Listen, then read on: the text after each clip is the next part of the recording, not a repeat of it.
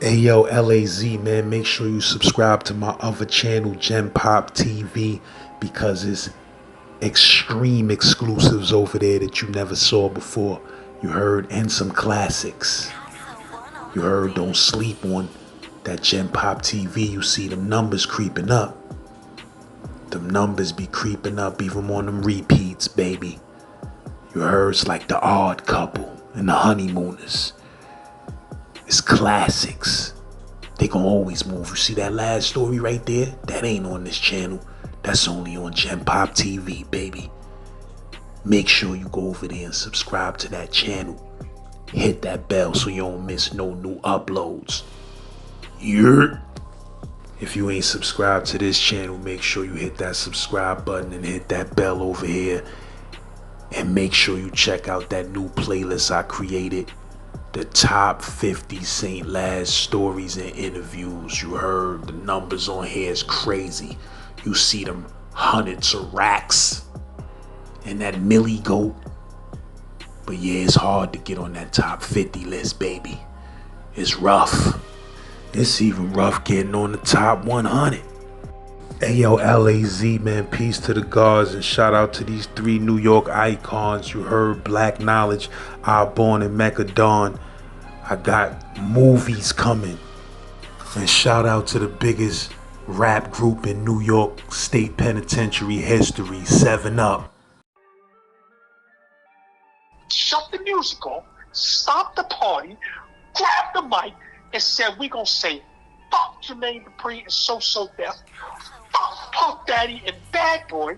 We rolling with Knowledge, Mecca, A-Bor, Reprise Records, Warner Brothers, going out, and ass whoopings started ensuing everywhere after that. When he said that, and he said to throw it up, and they threw it up, not only did they start stacking, but they threw up bottles, fists. Yo, man, they was giving out some of the most sincere and serious ass whoopings that I had ever seen, probably since the 80s. Who they was whooping out? They was whooping out So Death. Everybody. What do you mean? Who? Us. Everybody that wasn't with them.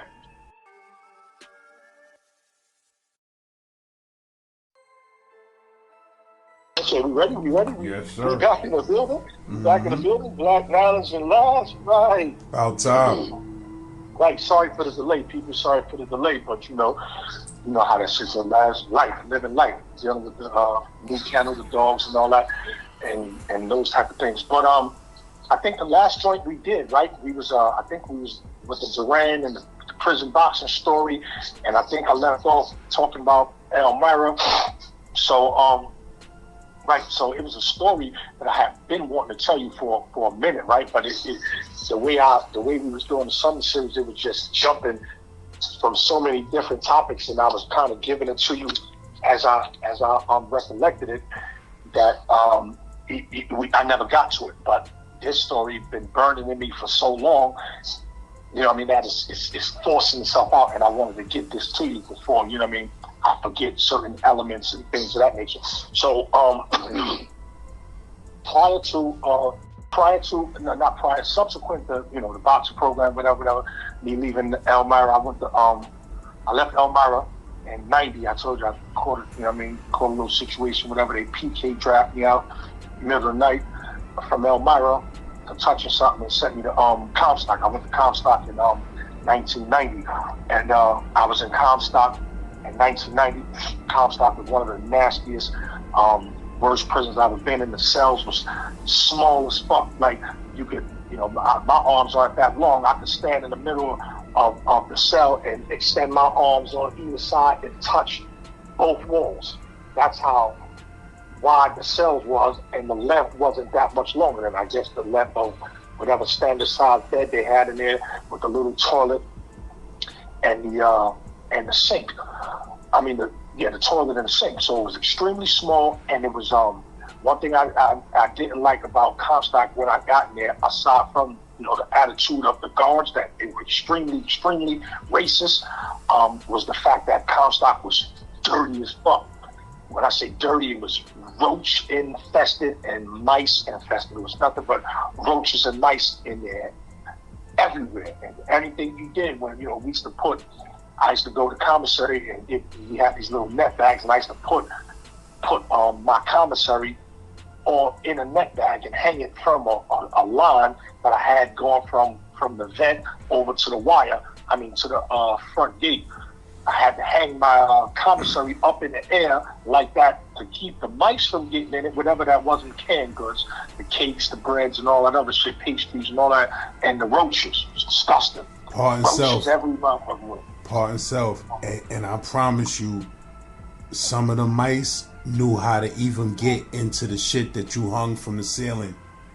Oh, that's a fact. That's a fact. They used to tightrope walk. Exactly. I got stories about that. The mice would tightrope walk the line and get into that. I literally caught a mouse inside of them niggas will walk that line. They so smart. They know you hanging your shit from the ceiling, and they will climb that line and chew through the bag and be in that shit. You think your shit is okay. But yeah, the mice was disgusting, my bro, and they was driving some people mentally insane.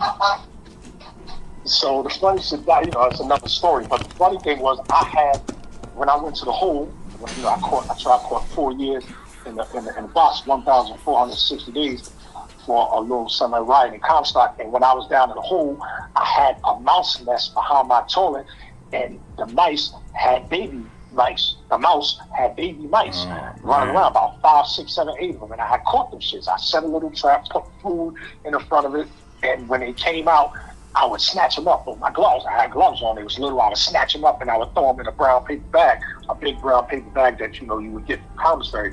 But I would store some of my papers in. Eventually, they chewed their way out of the bag. But I used to kind of be training them shits. I would have the gloves on and have the mice in my hand, running around on my hands, and then I would put them on that same line that I was referring to when I was in population, and they would be running across that line, and the SEALs would come past my joint like, yo, such and such, like, you bug, like, what are you doing? You in there training mice? What, you got a circus going on? Yeah, that's a different story.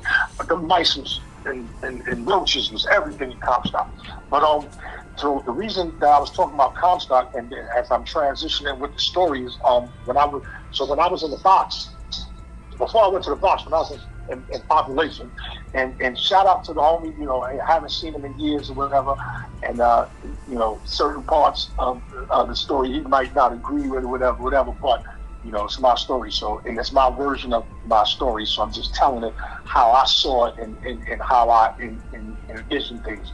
It was this so music was always heavy in the joint, right? When I was in Elmira, who was in Elmira with me? I think the rapper from Queens, I think it was either Tragedy, Gaddafi, or the Intelligent Hoodlum. Who's the Intelligent Hoodlum? I can't remember which one the Intelligent Hoodlum dude was. Yeah, Tragedy Gaddafi his old name was the Intelligent Hoodlum.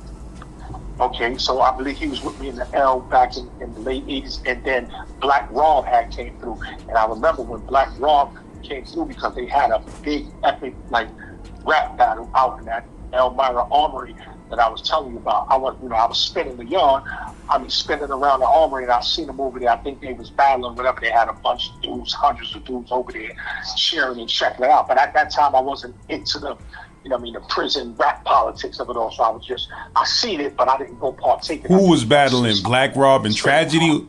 You said Black Rob and Tragedy was battling?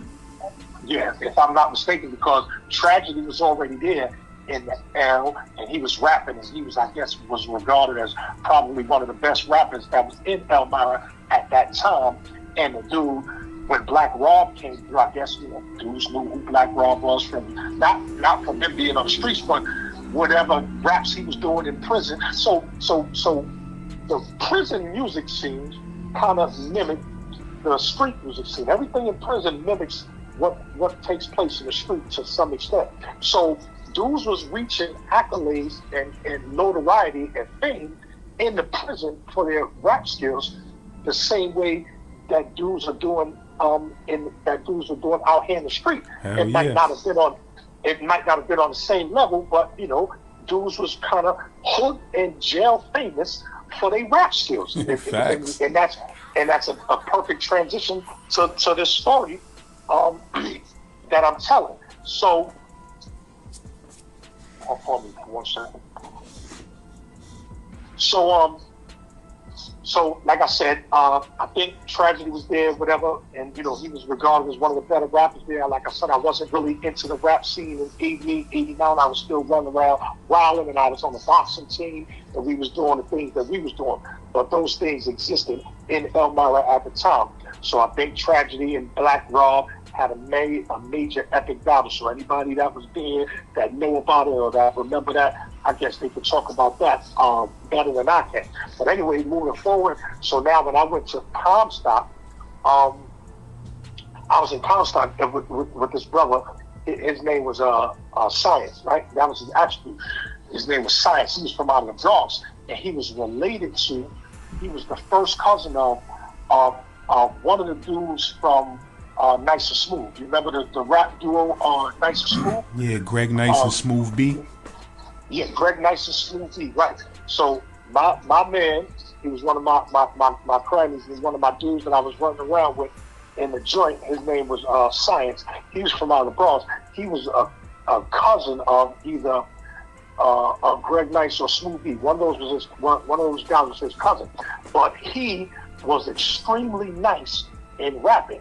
And he used to always be rhyming around me. I used to like, damn, bro, you know, the team of dudes, he's like, yo, you kind of nice. You nice with that shit. You should go home and try to do something with that. He's like, yeah, you know, those was his plans or whatever. So anyway, he was the first person that introduced me to rapping and like writing rhymes and stuff like that. So he was like, yo, Bounce, you always talking slick. You like slick talk or whatever. You should try rapping out. You know what I mean? You might be pretty good at it. And plus you have a nice vernacular. Your vocabulary is crazy.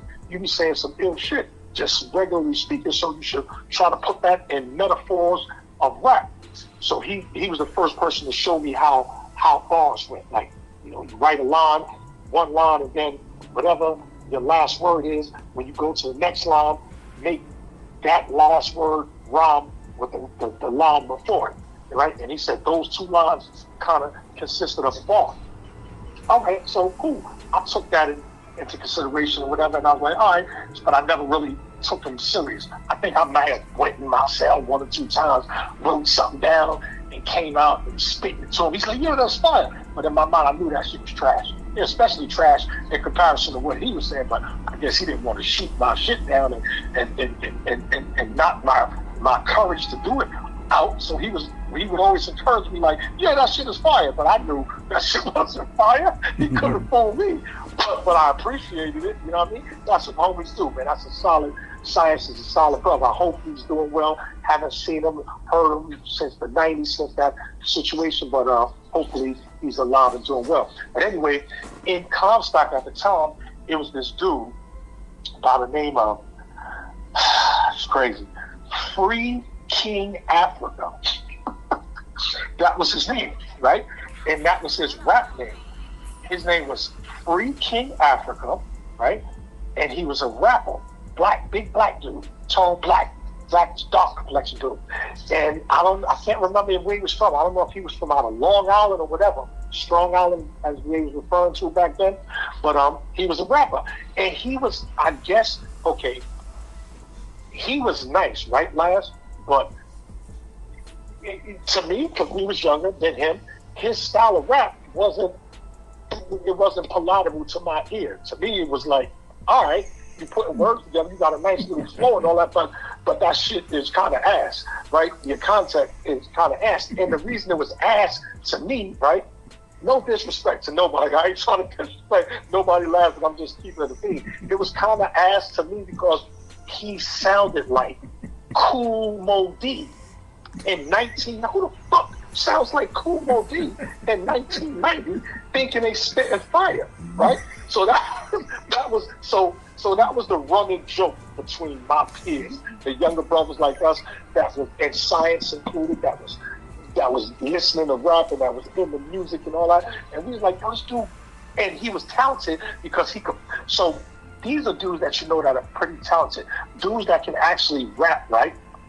and play the beat at the same time. You know them tables in jail, the metal tables and all that. He had the big hard hands, and he would bang on them tables, and it sounded like he was banging on a set of bongos or drums, and he would rhyme to the beat. I don't know how many people ever really put a lot of thought into that, but that's a difficult thing to do, right? Kind of sort of to be able to bang a beat and a banging beat at that and rap over it and stay on beat and continue to tell a story and rap. So he was good at doing that. But again, in his one line, he had this one liner. Yo, this shit was so ass, bro. I get mad every time I think about it, but it was funny. But that was his one liner. So he would be banging, boom, boom, boom, and he would be spitting his rap, boom, boom, boom, boom, and he would say, "Who do you think I am?" I was like, "The fuck?" And that was like his punchline in there. What was it you said? What are you or who do you? No, he said, "Who?" He was saying with this little weird voice. He'd be rapping him like, "Who do you think I am?" That was, I guess, some Kool Moe Dee reference or something that Kool Moe Dee said that he took and added to his repertoire of rhymes when he would be rapping. And I don't know, I guess the older dudes in Comstock liked it because when he would do his performances in the yard, everybody would be and we'd be standing there like with our arms full, like, that shit was ass. And that shit was ass. So anyway, long story short, fast forward it, and we end up getting to the situation we get into in Comstock. You know what I mean? I was still dibbling, dabbling, writing my little rhymes. They sent me to the box. So I'm in the box, and one of my clients at the time for that incident that caught, you know, a similar amount of SHU time, box time, whole time, that I caught was this brother from out of Fort Greene named J-Rock. Right? J-Rock is the older brother of Killer. You know, I guess the dude that we had a couple of stories dudes talking about or whatever when he was in the phone building, little young Killer. And J-Rock, you know, that was my client. You know, me and J-Rock, we ran together, whatever. And J-Rock is also the brother that I referenced when I told you the story about the incident where we almost got into it with the Fort Greene dudes with Killer Ben and J-Rock. And I told you when we went in the projects to see my homie Shu and a couple other dudes, and Killer Ben and J-Rock was there. That's the same J-Rock that I'm referring to right now in this story in Comstock in 1990. So now we all in the hole, right? So now there's nothing to do in the hole. We on 23-1. We lock down 23-1 means you lock down in yourself for 23 hours a day, and you come out the shower. I mean, you come out your cell for 1 hour a day for rec in the yard. You go to rec for 1 hour a day, or you know what I mean, and then you know you get showers maybe once or twice a week on given days. So the showers don't count because the showers is only 6 minutes Dougie fresh. You soap on, soap off. That's how they did it in the hole. I don't give a fuck if you don't. You soap on and soap off. And if you don't get that soap off in the amount of an allotted time that they give you, when that water cut off, man, you should have saw how many mad dudes would be coming down the fucking, coming down the aisle, the tier with a towel wrapped around shampoo, soap all in their fucking face, all of their ears mad as fuck. Yo, son, I wasn't finishing fucking cut the shower. You break your ass snake. Yeah, that shit, the whole was funny as a motherfucker. Those are different funny stories. But anyway, so J-Rock was down there with me. So J-Rock, in this time, we was downstairs on the bottom tier, which was the long term, because we had significant time. I had 4 years, he had 3 years. So we was down on the ground floor with the long term, and a couple of other dudes was upstairs. They had shorter box time. Dude, Your Majesty from my projects that I be referring to sometimes, he was up there, and the dude Africa was up there too. So now this was our entertainment. Africa used to be up on the gate all night and all day rapping because that was rec. Dudes needed rec in the hole, being in the cell all day, so that was our rec and entertainment, listening to Africa rap. So I used to get so tired of that. Who do you think I am? And all that shit. It was burning me up so much because he was directly above me. And I used to be like, yo, Africa, bro, nothing, bro. No, that shit is trash, homie. Like, you got to come up with some better raps. You keep saying the same rhymes over and over again. Matter of fact, I'm going to write a rap so we could balance something because I think this shit is trash. So that's how that whole situation started. So the homie J-Rock was like, yeah, we going to do it together. So J-Rock and I, we started this little rap group called the Scales of Justice, and we had our little, fledgling rap career while we was in Comstock Hole until they transferred us. So now that's where I'm a transition to. That was my first introduction to writing raps, right? 1990, Comstock, my man Science from the Bronx taught me how to write rhymes. Free King Africa was getting on my nerves with that cool Modi style of rap in 1990, and I was like, that shit is ass. I'm not trying to hear that. That shit is not fire. I could do better than that. Fast forward, I leave Comstock, go to Southport. I do time in Southport, whatever year, some change, whatever, 2 years. I get a time cut. I leave Southport and going into 92, 93. Right? So I was I went in 90, came out like 92, going into 93. They sent me to Coxsackie. I remember I told you it was a story. So I told you when I got to Coxsackie, he was down there punching on shit and all that other shit when I got to Cat. But anyway, when I got to Coxsackie, and when I got out of the hole, the long-term keep lot that they had me in, and they put me in general population, it was younger, right? Coxsackie mimicked Elmira in kind of like in the age, because Elmira, I told you, we went through the reception there, and we was kind of young then. We was all 18, 19, 20, whatever, and based upon the severity of your crime, the classification, and your age, they placed you in certain facilities. So Coxsackie and Elmira on the max tip was where they had the majority of the younger cats at. So now this is like probably 5 years. I probably got 5 or 6 years into my bid now, and I'm in the Cat. I'm in there with younger brothers, and these dudes are into the rap scene heavy in Coxsackie. And at the time, who was there? Mano was in the Cat then, but Mano wasn't rapping it. Mano was in the Cat then, but he was around dudes. The dudes was rapping in them rap ciphers there.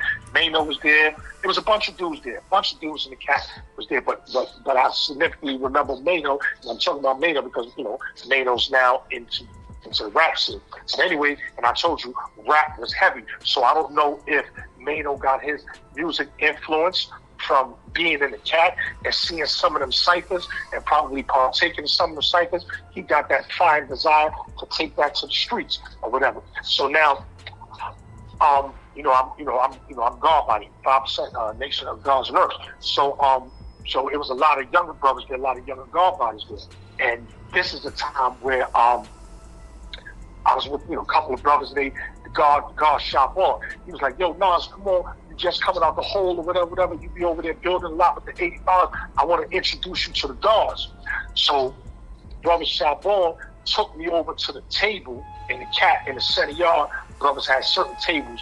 This crew had this table over here. Brooklyn dudes had a table over here. Uptown dudes had a table over here. Queens, Bronx, whatever. And then the guards had a table over here, and the Muslims. So he took me over to the table where the guards was at.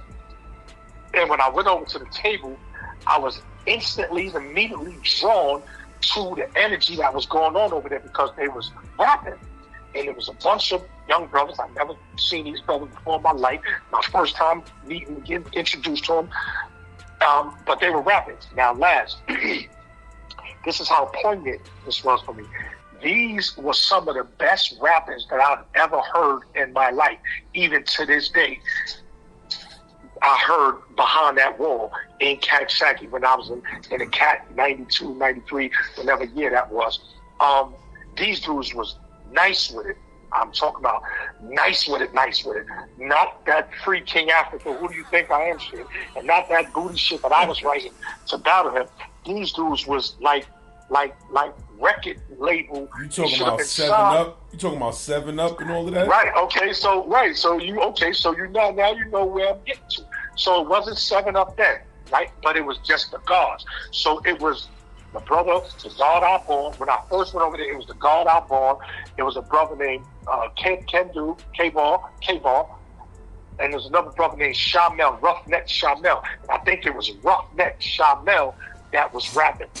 And he had this distinctive voice and flow that was similar to how later on Method Man sounded when he came out. Yeah. And I was Parcel. Shout out to the guard A-Bor, man. A-Bor, holla at me. We've been missing each other for a long time. It's time to get it in on this 7-Up history in Coxsackie, man. Know what I mean? But yeah, it's my fault, man. Me and A-Bor was been supposed to go in on the channel. We ain't go in yet.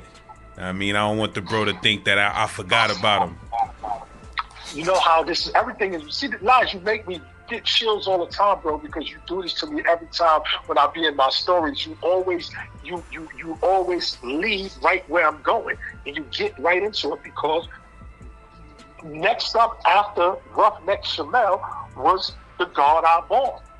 And when I heard A-Bor rap for the first time, that shit blew me away. I was like, wow, this little young dude is fire, like fire. I was like, damn, who the fuck? So boom, they rap, they finish, and then the guard made the introductions, right? Yo, it's the guard, no, whatever. So they was like, so the guard A-Bor was always musically like, yo, God, yo, you in the music, you rap? I was like, yeah, but nothing like that. Nothing like how y'all sound. My shit, I wouldn't even rap, open my mouth to say the shit that I wrote in comparison to what y'all dudes was just spit, what I just heard. But A-Bor was so encouraging. He was like, now, Cypher, what, it's nothing but love here. You know what I mean? We probably could use some pointers. Let's hear something. Let us hear. So that's how A-Bor was, right? A-Bor always felt like somebody was a spy or infiltrator into the midst of his rap ciphers. So he did not want you to come into his rap cipher, right, and be a rapper and not spit no rhymes, because back then it was all about holding on to your craft and keeping it so that nobody could steal your style. So they didn't. It was a lot of times. There was a lot of plagiarists in the ciphers that would never rap, would just listen, and then they would leave and go other spots to other jails and take the styles that they heard in the cat. Got plenty of stories about that, where dudes took the various styles that they heard from dudes that was in Coxsackie and ran off with it to other spots and was spitting like it was their shit. That's a fact, but it wasn't. And cats knew the real and would be able to tell the difference after dudes started getting more and more notoriety. But anyway, I spit my booty cheek raps to them, and the shit was ass, but again, those brothers was encouraging. Oh, they was like, oh, K-Ball was like, oh, that shit was all right, God, it was all right. You got nice little punchlines and metaphors, but yo, here's, try this, and you should do. And that's how I first got introduced into the guards of Coxsackie in 1992 in the center yard on the rap tip. Now, we were interacting with each other every day, building, and A-Bor used to always tell me it was just something, I guess, about my music that he liked, and he would encourage me, yo, keep writing,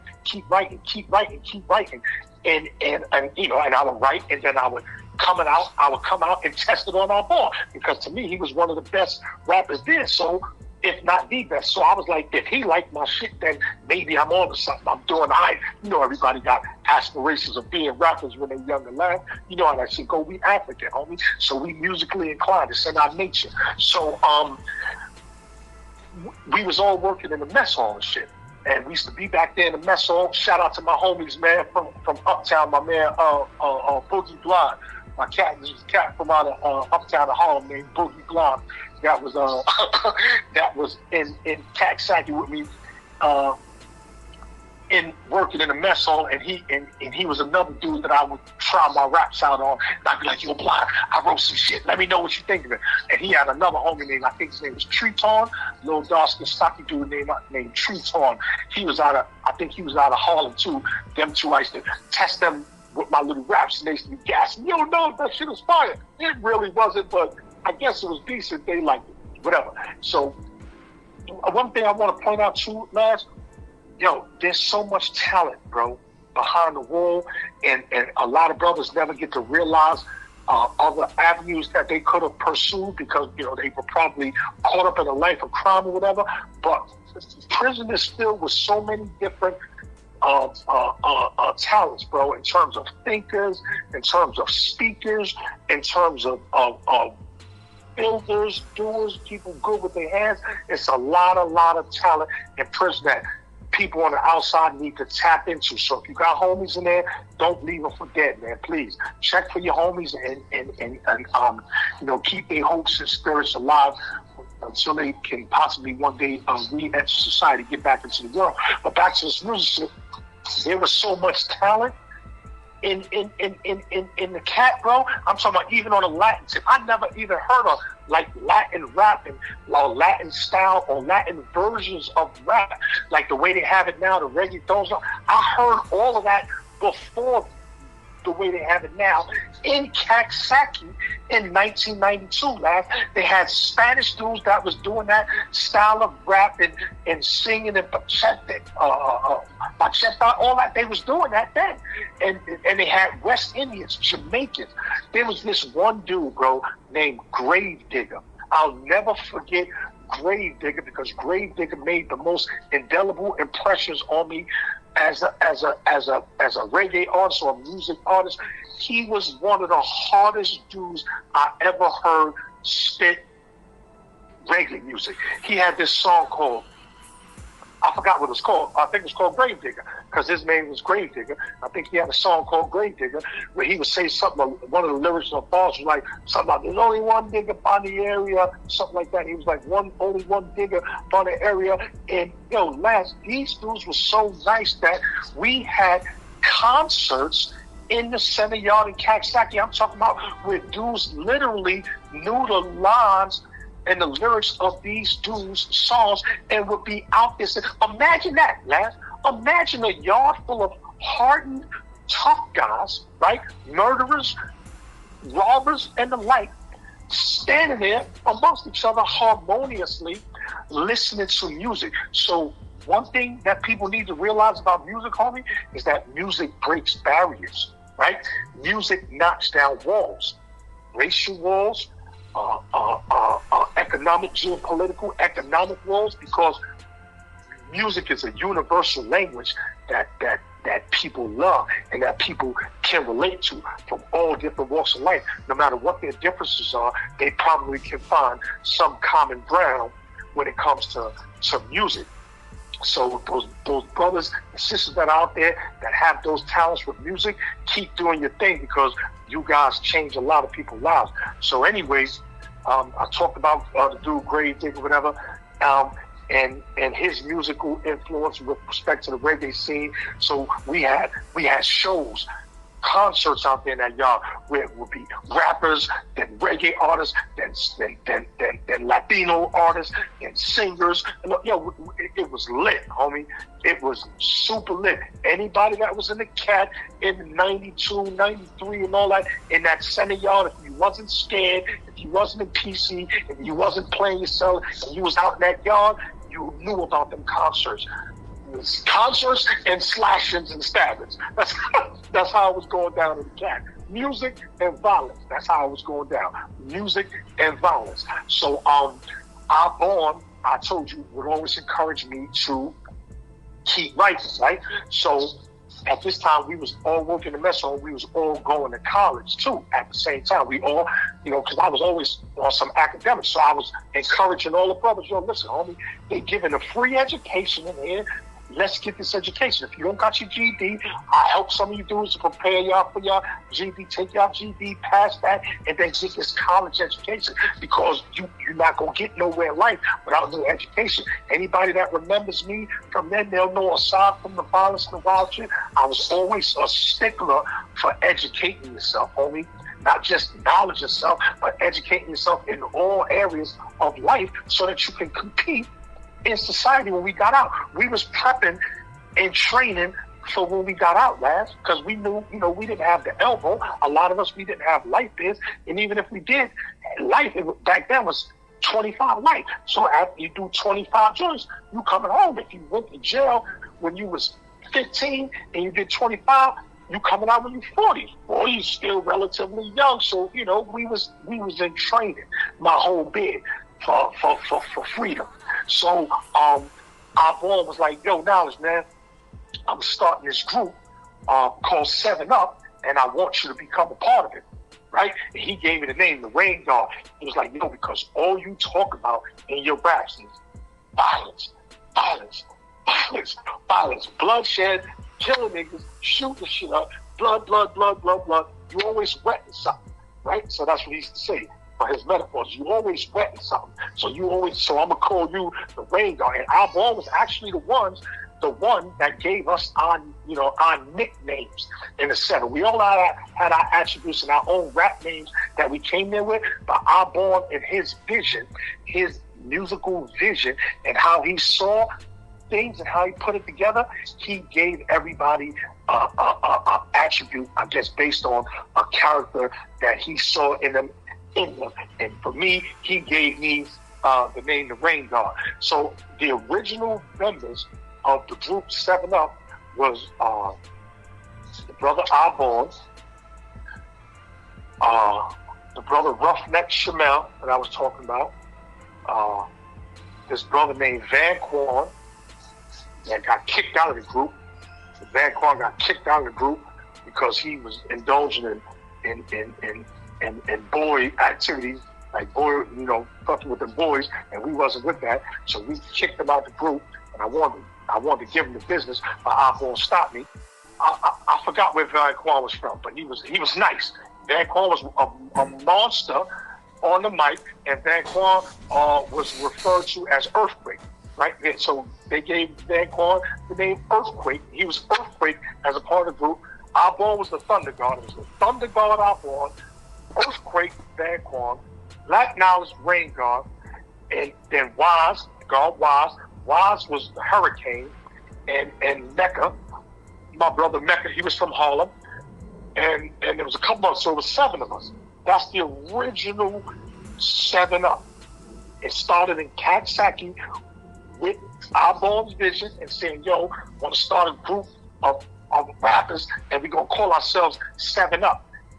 When I say we was crushing everything in Coxsackie at that time, all the other dudes that had their rap crews and all that, they're going to disagree. Good, it's going to be fodder for argument, right?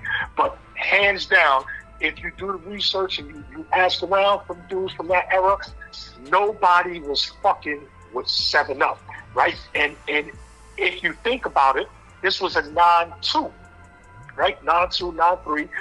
We started our group 7 Up and came out before I ever heard of, and because we was incarcerated, Wu-Tang Clan. I never heard of Wu-Tang Clan until they came out with Protect Your Neck, and I heard Protect Your Neck later on when I left Coxsackie and I went to a different spot. And when I heard that, I had automatically thought that was my brothers.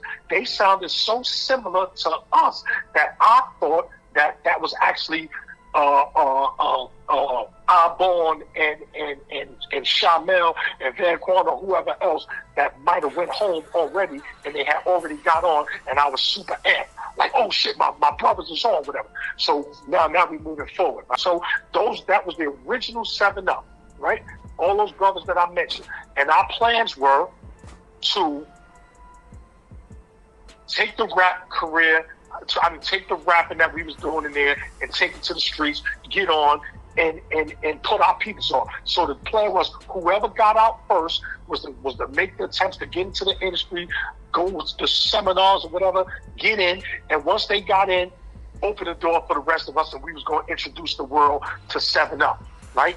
That was the plan, and that was A-Bor's goal in starting 7 Up. And when you and A-Bor, shout out to my brother A-Bor, and another thing also, I'm glad you shouted him out, but I also want to say that my brother A-Bor, all these years later, still putting out super dope fire music. He has an album out on all platforms right now called RTF, Restore the Feeling.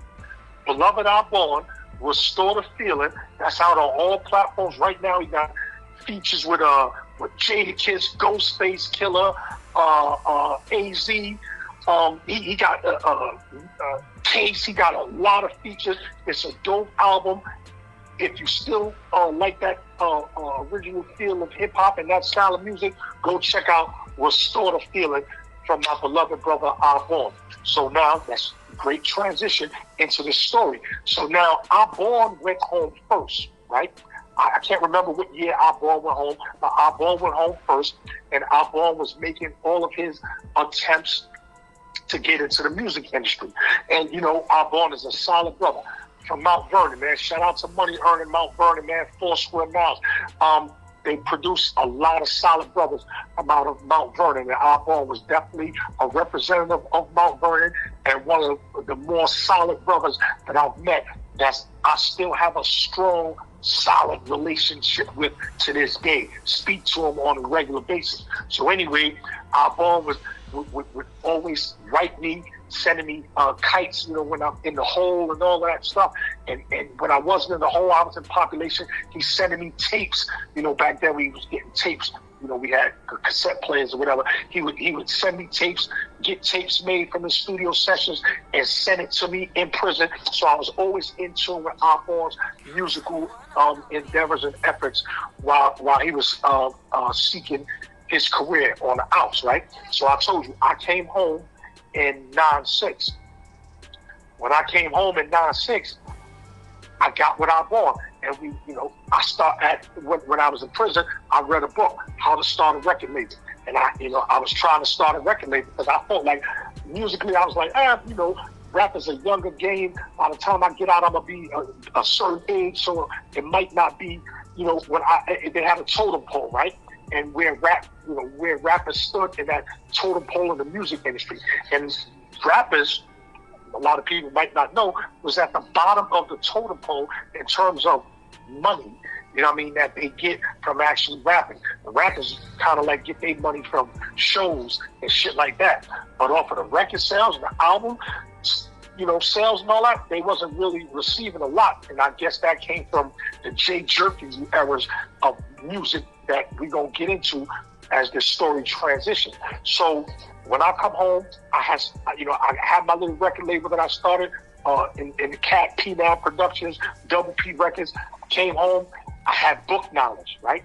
But I didn't have the actual industry knowledge. I had book knowledge about what I read, but how that book knowledge transitioned to how it was actually applied, I couldn't make that connection. So A-Bor was originally supposed to sign to my record label, P9 Productions, Double P Records, but I didn't know what I was doing. Just the keep it a bean.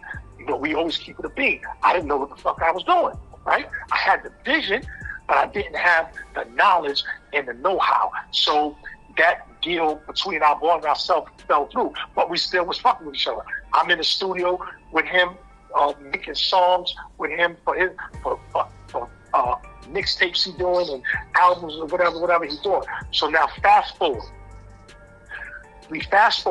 It's 1999 now. So 1999, the only people that's home at the time from 7-Up that we was dealing with that I know of was A-Bor, myself, and the brother Mecca from Harlem that I was telling you about. My brother Mecca, my loving brother. This is my right-hand man right there, Mecca Dawn, right? So now we out. A-Bor scores a record deal in 1999 with Reprise Records. Reprise Records was a subsidiary record company of Warner Brothers. So Warner Brothers, you know, Warner Brothers is WB, big ass Warner Brothers. Warner Brothers back in 1999 was trying to get into the rap game in the music industry because I guess it was big money, and they saw it and they was trying to get in on that. So they started a subsidiary record label called Reprise Records, and KRS-One was the president and the head of that record label. KRS-One being from the Bronx, and the Bronx and Mount Vernon being in close proximity, KRS-One probably heard of A-Bor spitting out in Mount Vernon them lyrics, like, you know, same way DMX was out in Mount Vernon. I mean, Yonkers doing this thing. A-Bor was out there in Mount Vernon doing this thing, and he probably came across somebody's ear, a tape, one of the tapes of dubs or whatever he was doing, demos, got into the hands of KRS-One. KRS-One got a hold of him, met him up, signed him. That'll be A-Bor's story. I'm not telling you a story, God. I'm just giving them, the backdrop. Whenever you lads get together, you tell it.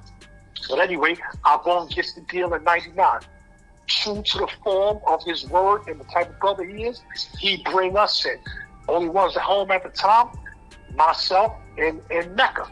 So he has the record deal in 99, going into 2000, and Swarm 2000, I believe, was the name of A-Bor's album on Reprise Records.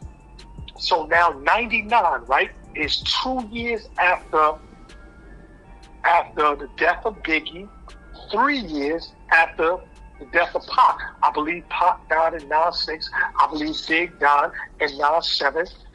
99, A-Bor got the deal. 99 was also the first Source Awards that was held in California ever since all of those transactions. The last Source Awards was held in New York, where they had all of the beef when Snoop Dogg got on stage and Suge Knight got on stage. Oh, you want to be an artist and don't want the executive producers dancing all in the video, singing all, and come to death row, all that goofy shit from niggas when they was on that East Coast, West Coast goofy shit back then, right? So this was when all that was transpiring. All the murders happened, everything shut down on the music scene in terms of big shows like that. The first big show, 1999, Source Awards, California, Cali. I was there on the strength of A-Bor. He had his deal. He brought us in. I was a part of the entourage. I was, part of the 7, but it wasn't about 7 Up then. It was about A-Bor's project. Mecca and myself was there supporting him, and in our roles, we was receiving per diems, allegedly or supposedly receiving per diems every day, as we was like security and his road managers, and I was in the fitness and all that, and I was his like personal trainer and kind of like personal bodyguard. Those was all of my titles that Reprise Records gave to me through A-Bor's managers. I believe it was somebody by the name of Willie D. Ill Will, and a brother named El Muhammad, something like that. They were under KRS-One, who was the president of Reprise Records, and I think El Muhammad might have been the A&R, and Willie D might have been the manager or whatever. And they were managing and promoting and representing A-Bor. And A-Bor brought us as a part of his entourage and his personal team of dudes that he knew and wanted in his close proximity, because he didn't necessarily know them dudes, KRS-One and that BDP and them cool dudes that he was under. So he wanted his brothers close to him. He called and we was there. That's how we do. You call, we come in. Any situation, good or bad, you call, we there. So he called, we was there. I was on parole. I wasn't supposed to be in no fucking California. Neither was Mecca. Mecca had just came home. Mecca was only home 5 days. I was home 3 years, but I was still on parole, running around doing crazy shit. And this was in the mix, 1999. This was heavy. I was still heavy in the drama. This is right smack in the middle of the Sumner Tompkins wars. We never got into the Sumner Tompkins beef. We'll get into that. That's a different story. But this is all this is. So I'm just giving you the backdrop. All of this is going on. The Sumner Tompkins beef going on in New York, heavy. The rap world in turmoil because of the East Coast, West Coast beef. The death of Biggie. The death of Pac. Source Awards. It was a big, major event. So we all out there. We stayed at this hotel called, I believe it was called Club Doubletree, right under the big Hollywood sign. You know, when you see the movies and you see that big sign that says Hollywood or whatever, like it's in the rocks or whatever. We was in Club Doubletree, like at the bottom of that. And, I think it was on either Sunset Boulevard or La Cienega Boulevard, something like that. But we was out there in the mix. Last, this when I knew that rap shit was real, homie. When you in prison, right, and you have these visions of grandeur and all these things that you plan on doing when you get out, right? And if some of that stuff comes to fruition and you get to see it come to pass and come to play, you'll be like, oh snap, this shit is really real. That's when I knew that rap was really real and dudes was really getting money from writing rhymes and spitting rhymes, because the raps that A-Bor was spitting had us in Club Doubletree Hotel, one of the bigger, better hotels out there in LA, had us at the Source Awards, right? We wasn't going to those Source Awards just hanging out and being in the projects. We wasn't doing that. That's not what I came from, homie. So this was a new adventure and experience for me that I'm with wholeheartedly. I'm supporting my brother, and I'm out here in LA, like, yeah, I'm gonna make some connections while I'm out here too, right? Why not? Where y'all say y'all was at in LA at again? Club Doubletree. No, I mean, like the Source Awards event, what part was being held at? It was, I can't remember, but I guess whoever, you can Google the Source Awards 1999, wherever it was being held at in California, in LA, 1999 Source Awards. Everybody was there. Busta Rhymes was there. I ran into Busta Rhymes in the parking lot, met Busta Rhymes, met Will Smith. Will Smith was there. You know, these dudes was outside of the parking lot showing love. So, you know, okay, so now moving forward with the story, because this is a crazy story, homie, and everything that I'm telling you in this story is all facts and everything is real. So now I told you, A-Bor brought Mecca and myself on as his entourage, as a part of his team, introduced us to KRS-One. We met KRS-One. We met Mecca. When I say we, I'm meaning Mecca and myself. We met KRS-One. We met a bunch of other known rappers, and we met El Muhammad and Ill Will, or Willie D, whatever his name is. That was a part of that machine that was pushing A-Bor's project in 1999, 2000. So now, you know, we at the Source, before we get to the Source Awards, we at the hotel. I was the only one of the dudes that had an actual driver's license back then, right? I remember. So I had the driver's license. So they was renting vehicles, you know, the checks, Reprise Records, Warner Brothers. The checks had WB written on it. I was like, man, this is real big money being spent around here. So they rented vehicles. We rented like 6 Lincoln Navigators. I remember the Lincoln Navigator probably was just coming out around then. It was really popular, and we had 6 of them, all white. And I was one of the drivers because I had a driver's license. And aside from A-Bor being signed to Reprise Records, there was other artists. A chick named Lady Red. I don't know if she was from Jersey or whatever. A chick named Lady Red. A dude named Thorell. And it was somebody else. It was A-Bor, Lady Red, Thorell, and somebody else. All of them were signed to Reprise Records on a rap deal. So whatever one, you know, the terms of the agreement of their contracts were. So now we all traveling in this deep entourage. Mecca and myself, A-Bor included, but A-Bor is the bag, right? So we gotta keep the bag safe. But Mecca and myself, we street dudes, right? We street dudes, because I'm a street dude. So we street dudes. So we out there in LA on street dude energy, right? Because I'm on timing, because I already know that it was up from whatever situations happened prior to me being there. So I know that, okay, those situations that happen to other people, it's not going to happen to my man, not on our watch. So we on time. So I run down on Muhammad and Will and them. When we in LA, I'm like, all right, homie, because they have us in the room and like, yo, you know, A-Bor is the bag. We need y'all to keep him safe at all times. Knowledge, you and Mecca, he trusts y'all with his life, so we gonna trust y'all too. All the shit. So, oh, be careful out here in LA. It's a lot of tension because of the East Coast, West Coast, and all that shit. So be on your P's and Q's and don't be running around after hours in the streets. I'm like, oh, well, listen, homie. All that we got him, but all that other shit, we don't worry about us. We street niggas. We good. This is Mecca and us in this little meeting we had, right? The powwow. Yo, don't worry, we got A-Bor, but the street shit, don't worry about it. Ain't nothing, we good. Let me get it done. You know what I mean? That's the first thing I said. Let me get it. Who got where the gats at? Let me get a ratchet. They're like, gats, ratchets. He was like, yo, homie, this is the rap industry. This is not the streets, right? So you gotta forego that and push that to the side and think in terms of the industry. So I'm like, all right, I heard all that from Mecca and myself privately in our room. It's like, yo, what are these niggas talking about? Homie, how we supposed to hold shit down? These niggas probably got guns out here, right? Fuck, we supposed to hold shit down if it get crazy. We ain't got no hammers. I'm like, this is bugging. We gonna meet some niggas and we gonna get us some hammers.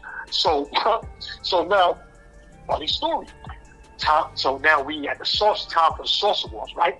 So we go to the Saucer Wars. At the time, I wasn't smoking weed. I didn't smoke weed. I was really fresh home. I was on my personal trainer, physical fit shit, you know what I mean? But A-Bor, Mecca, and me and those. So Mecca, we outside the Saucer Wars in the parking lot before the event, right? It had to have been about at least 300, 400, 500 people outside in this parking lot. So Ill Will, Muhammad, they was going to do the manager A&R thing, going inside to secure the tickets for the event. They was doing whatever that upper echelon shit. We on the street level. We got A-Bor with us. I'm like, yo, come on, girl, we gonna just mingle around and look around. We met, like I said, we met Busta Rhymes in the parking lot. He was out there building with the people, met Will Smith and all that. And then it was just people doing what they doing. So Mecca had to roll the L, and he didn't have a light. So he was like, yo, God, you got a light? I'm like, no, I ain't got no light. I don't smoke. And A-Bor had left his lighter upstairs in the room.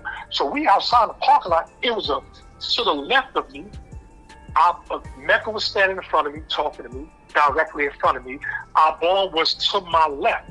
To my far left, there was a group of niggas, group of men. We put it like that, rephrase it. Group of men, group of black men, right? Brothers, our age, young dudes. And it looked like they was I don't know what they was doing. They was just deep, about 100 deep. So I said to Mecca, I said, yo, let's go ask one of them dudes over there. Quite sure somebody over there got lights. Mad dudes over there. Somebody gotta have a light. So we like, all right. So A-Bor, Mecca, and myself, we walked up to this crowd of at least 100 and something dudes and females. And we asked them. We was like, hey, yo, pardon self. That's what I said, yo, pardon self. Do anybody got a light? You know what I mean? We got the spell. We trying to light up the spell. So it got quiet. And, everybody that was over there talking, doing their thing, whatever, I guess we kind of like interrupted and intruded, and we kind of came out of nowhere because we just appeared out of nowhere and asked for a light. So I guess the thing that was distinctive to them about us probably was the way we spoke. Because, I guess we sound different. I'm from Brooklyn. I sound New York. I probably sounded like a New Yorker when I said that pardon self. They already know what time it is. Right. So when I said pardon self, you know what I mean? Anybody got a light? Black man. So they turned around, laughed. This is where it gets gangster. And everything goes from here on was official, solid black man shit. And I loved it. And I never forgot it, which is why the story is burning so deep inside of me for me to give to you. It was a dude, right? He turned around and he looked at us, right? He looked at me up and down, looked at A-Bor up and down, looked at Mecca up and down. He checked out our swag because, we dressed probably different for them. We got New York shit on, right? I'm repping Brooklyn, A-Bor repping Mount Vernon, and Mecca repping Harlem. So we respectively got our shit. We clean. We got our little jewels on. We right. Money in our pocket, we looking like something. So the dude said, hey, man, this is no cap. And this is exactly what he said and how he said it. He said, hey, man, and every word that preceded the conversation that came out of them dudes' mouths started with, hey, man, hey, man. So he said, hey, man, where y'all niggas from? This is word for word. What I'm telling you now is verbatim to what that man said to us. As he looked us up and down, he said, say, man, hey, man, where y'all niggas from? Y'all sound different. I said, so, me, we street dudes. I'm from Brooklyn, right? First word jumped immediately. I'm from Brooklyn. And Mecca, like, yo, I'm from Harlem. You know what I mean? And A-Bor was like, yo, I'm from Mount Vernon. So he's like, say, man, okay, yo, what's y'all niggas' names, homie? What's y'all names? I was like, yo, my name Knowledge. They call me Black Knowledge. And A-Bor was like, yo, my name is God, A-Bor, Thunder, this, whatever, for, you know, him. And then Mecca said what he said, yo, my name is Mecca Dog, the feeling from Harlem, whatever he said. So I guess they was feeling our energy because we wasn't afraid. Listen, homie, let me explain something to you, right? And this is what I always tell people. I'm never going to be afraid of my own people, homie. I don't give a fuck where I'm at, right? I don't care if I'm on the West Coast, the East Coast, Midwest, Dirty South, whatever. Black people are my people, homie. I'm always going to feel comfortable approaching and being around my people. I don't give a fuck what the temperature is because I know I can regulate my temperature to whatever the degree is, right? So I'm never going to be uncomfortable around black people because I'm the original man. Never. So anyway, they was feeling our energies and our vibes because they, I guess, saw we had street in us and we wasn't sure. They was like, so say, he said, hey man, y'all niggas, this is his exact words, y'all niggas got some funny ass names. Black Knowledge, Mecca, Dom, Villain, and A-Bor. He said, hey man, what y'all niggas? Y'all some rappers or something? So Mecca, you know, yeah, Mecca, you know, Mecca, Harlem, tough. He ain't nothing soft about Mecca. Mecca like, yeah, we rap, what's up? Right? So we came from, okay, backdrop a little bit again. When we first started rhyming and writing raps, I told you, my first introduction to writing raps was to battle Free King Africa, because that shit was ass to me, right? So that continued when I started writing raps and became the rain guard, the attribute that was given to me by A-Bor. My rhymes were always battle ready, right? Gangster shit. So we was always looking for battles. So Mecca, he's a part of 7 Up, the original crew. So when he asked us, y'all some rappers or something, that was like almost like a challenge. So we all was like pumped up about, yeah, we rap. What's up? Yo, last, them dudes in California, man, I love their energy, man. I fucks with them particular set of individuals that I'm talking about right now, because they was on timing. Meaning, if you wasn't a street dude, right? If you a dude from the curb and you just watch street shit and you never partook in it, you would probably have been intimidated by that exchange of words and energy that was transpiring between us and them at that particular moment. Because it looked like, and it probably could have, at any minute, it could have went left or went any which way because of the levels of aggression that was, or testosterone that was being emitted from both sides, right?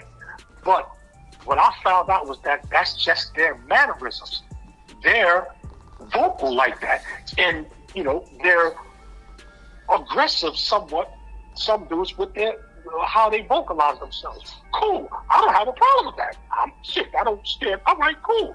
I love it. What's up? Yeah, we rap. So he was like, okay, man. Hey, man, let us hear something. So I'm like, hold up.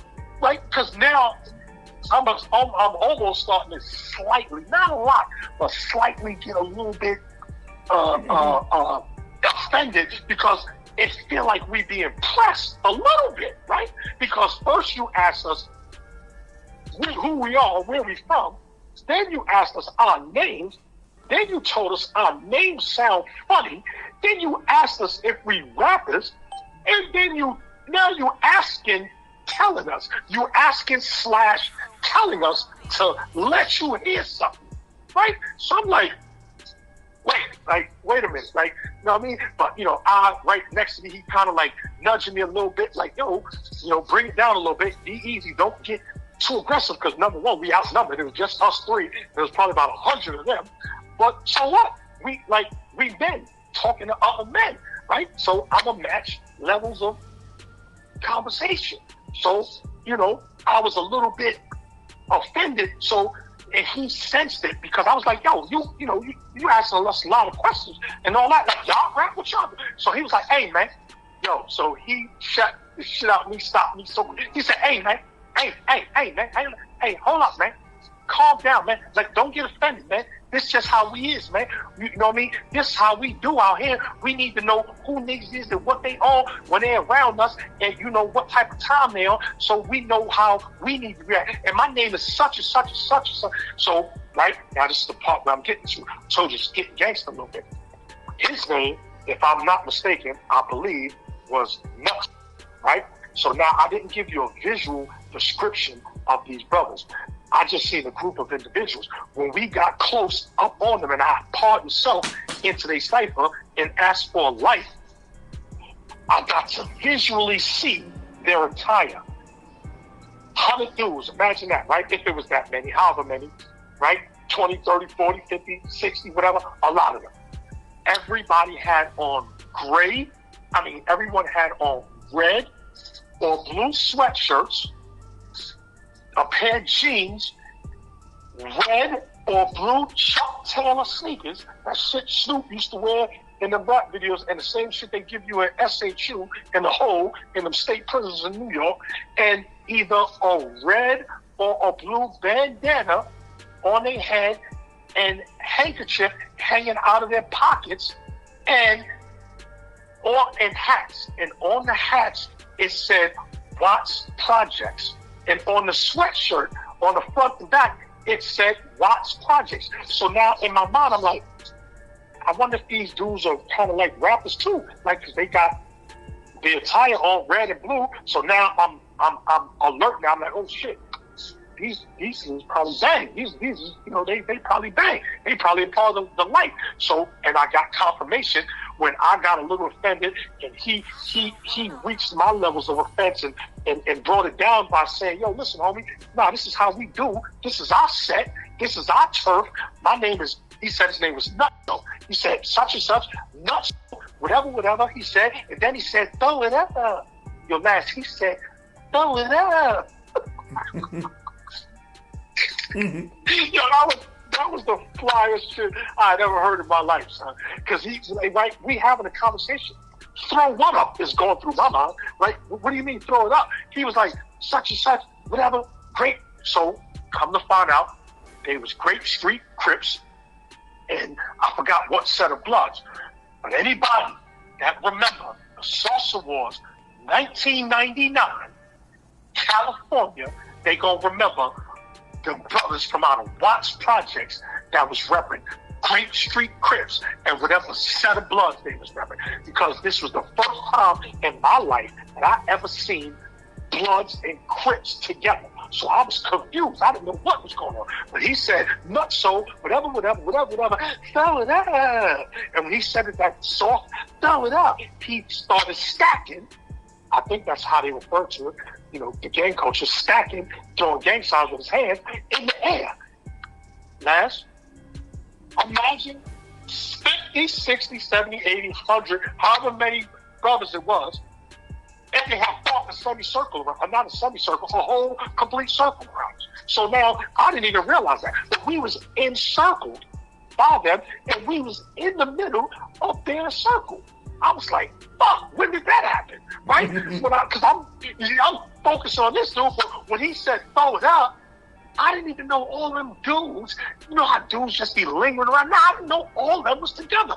When he said throw it up, I'm looking at him, but through the peripheral, on each side, I'm seeing hands and gangs. So I'm like, what the? So I'm looking around, and then I'm seeing everybody. And I did a complete 360, and I said, oh shit.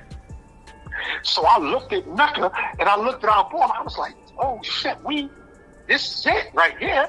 If it get crazy, this is it. We gonna have to take this to the death, because we outnumbered, and they got us in the circle again. I don't even know how that happened, but he did that, throw it out, and they started stacking, and I was like, oh shit. So he was like, say, man, you know, we ain't trying to come, this how we talk. You know, we rappers too. We trying to get on, we trying to get in the industry, and we trying to break bread with niggas. Y'all said y'all from New York or something. So if y'all really rappers or something, y'all like that, let us hear something, and we gonna let y'all hear something, and we gonna see if we can fuck with each other and do some business or do some shit. I was like, oh, okay, right.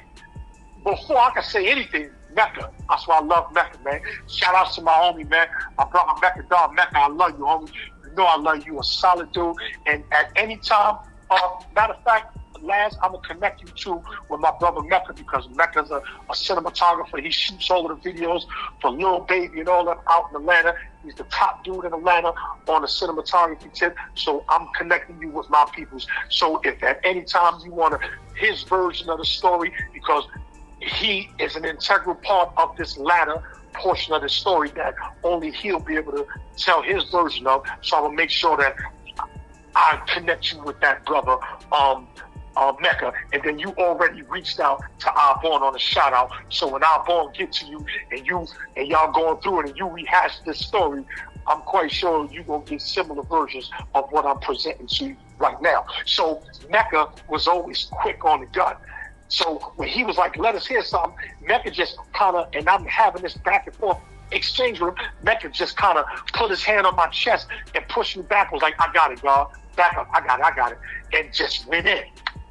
So Mecca went in.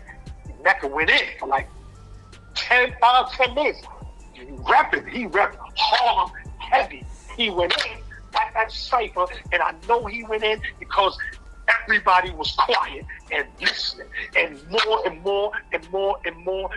people started coming and formulating. So when it went, maybe if they was 40, 50, 60, 70 feet, it was now the whole entire parking lot was in the cipher with us. You know how rap cipher start, Last? We started a rap cipher right there in the parking lot. Social Wars, 1999, LA.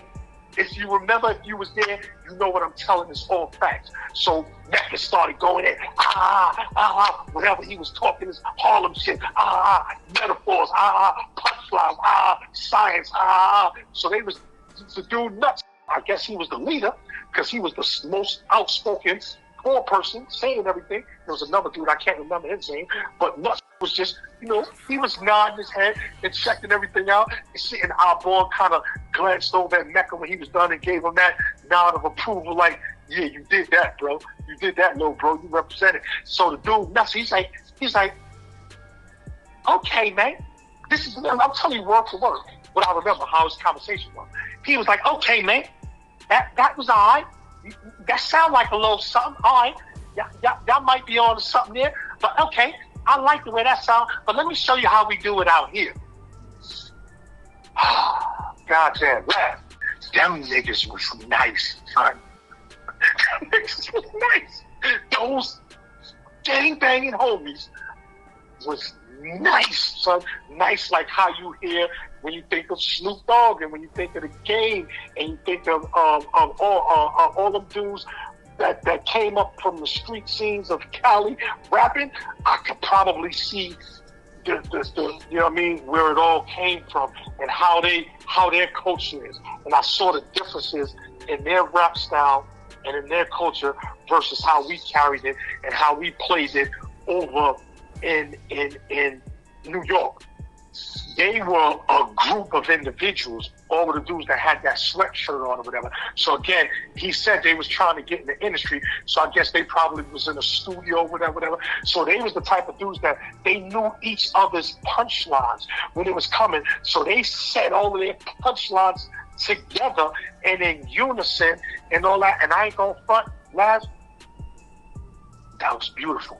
It was, I thought I was in, I don't know where I thought I was at. I thought I was just in music heaven somewhere of all of the different flows because everybody was just jumping in and out. Soon as Nutso finished, before he could get his last words out and they was ending with his balls, somebody else jumped in. And the cipher, I wish somebody would have recorded that, bro. It was so beautiful and poignant and on point and fire. That I'll never forget that, man. It touched me deeply just to see my people coming together musically through that, right? But now let's get back to the ominous shit, right? The sinister shit, right? I pay attention to everything, right? Which is why I don't know how they circled us like that. I probably didn't pay attention to all of the dudes around me, not thinking that they was a part of it, but again, it is what it is. I was lacking right there in that moment, but I pay attention to everything in terms of what I'm focusing on, and I'm listening, and I'm watching each and every one of these rappers. And do you know what the concurring theme of their raps were, Laz? The concurring themes and the underlying story, and everybody damn near that was rapping, even the females, was about tying up some niggas, robbing them, and doing all sorts of gruesome and gory shit to them, right? So now, as I'm listening to all these vivid, gory tales, I turn my head over to A-Bor and Mecca, and I said, yo, y'all paying attention to the lyrics these niggas are spitting? I said, yo, they talking about running up in hotel rooms, tying motherfuckers up, robbing them for jewelry, money, cars. I said, yo, they talking about us. Niggas like it. They talking about out-of-towners. So the concurrent theme in most of those raps that was coming out of them dudes' mouths in that cipher was about how dirty they was doing out-of-towners. So I was like, oh, okay, this shit real. So I'm in my mind, I'm like, yo, we gotta get a gun. Because if these dudes is just rapping and shit, and a lot of times what some people don't realize is that some rappers are really like that. Some rappers really come from that cloth of shit that they talk about, and they really do some of the things that they talk about in those raps. So in my mind, I'm like, well, if these dudes is anything even closely related to what they rapping about, niggas out here at these social wars better be on point, because these niggas just sounded like everything coming off that plane is a come up, and if they catch it, they doing it dirty.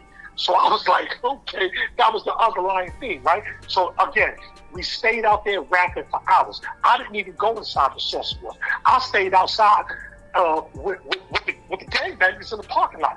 Mecca and A-Bor and the managers them went in. They actually had to come out to get us, to take us inside. And I was like, I'm not going inside. Fuck them social wars. I don't even know who was performing. Whoever was performing at the 1999 social wars, I didn't go inside to see them.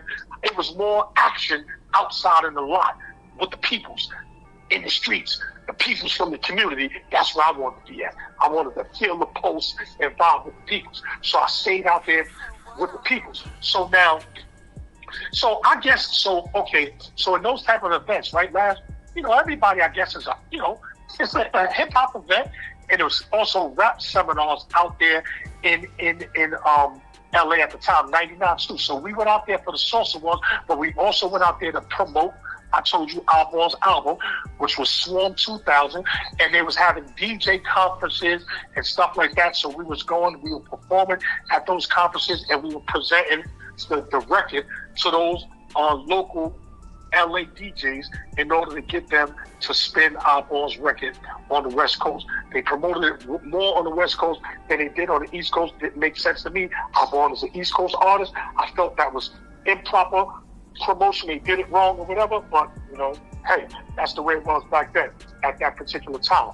So I stayed outside with them dudes. We stayed out there rapping, and they were smoking weed and just chopping it up. They asked me about New York, Brooklyn. I'm asking about LA, you know what I mean? And all they was real solid, good dudes, man.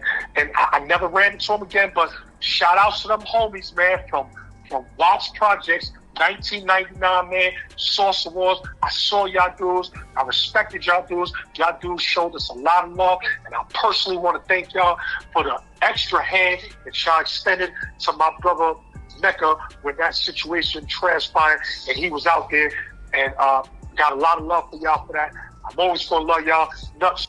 If you ever hear this, homie, Black Knowledge, Salsa Wars, 99, in that parking lot, that was us. That after party that I'm about to talk about, that was us. That was y'all. If you remember, and you could reach out, find some way to reach out to me, homies, because I would love to hear from you, talk to you, see what's going on in your life, chop it up with you or any one of those brothers that was that's still alive and around that was at that Salsa Wars. So now, moving forward, we outside, right? Everybody's coming outside the Salsa Wars. Everybody's mingling outside, leaving, talking about the after parties, right?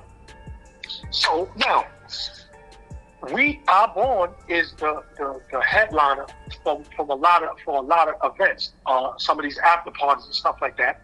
He was going to be the performer. So one of the after parties that we were supposed to go to perform in, we were going to, right? But Nutso and them was inviting us. Them Grape Street Crips and them Bloods was inviting us to their after parties, you know, Saucer Wars after parties. Yo, Knowledge, yo, bring A-Bor and Mecca, yo, y'all come over here. We gonna be over here, such and such and such and such. So I'm like, all right.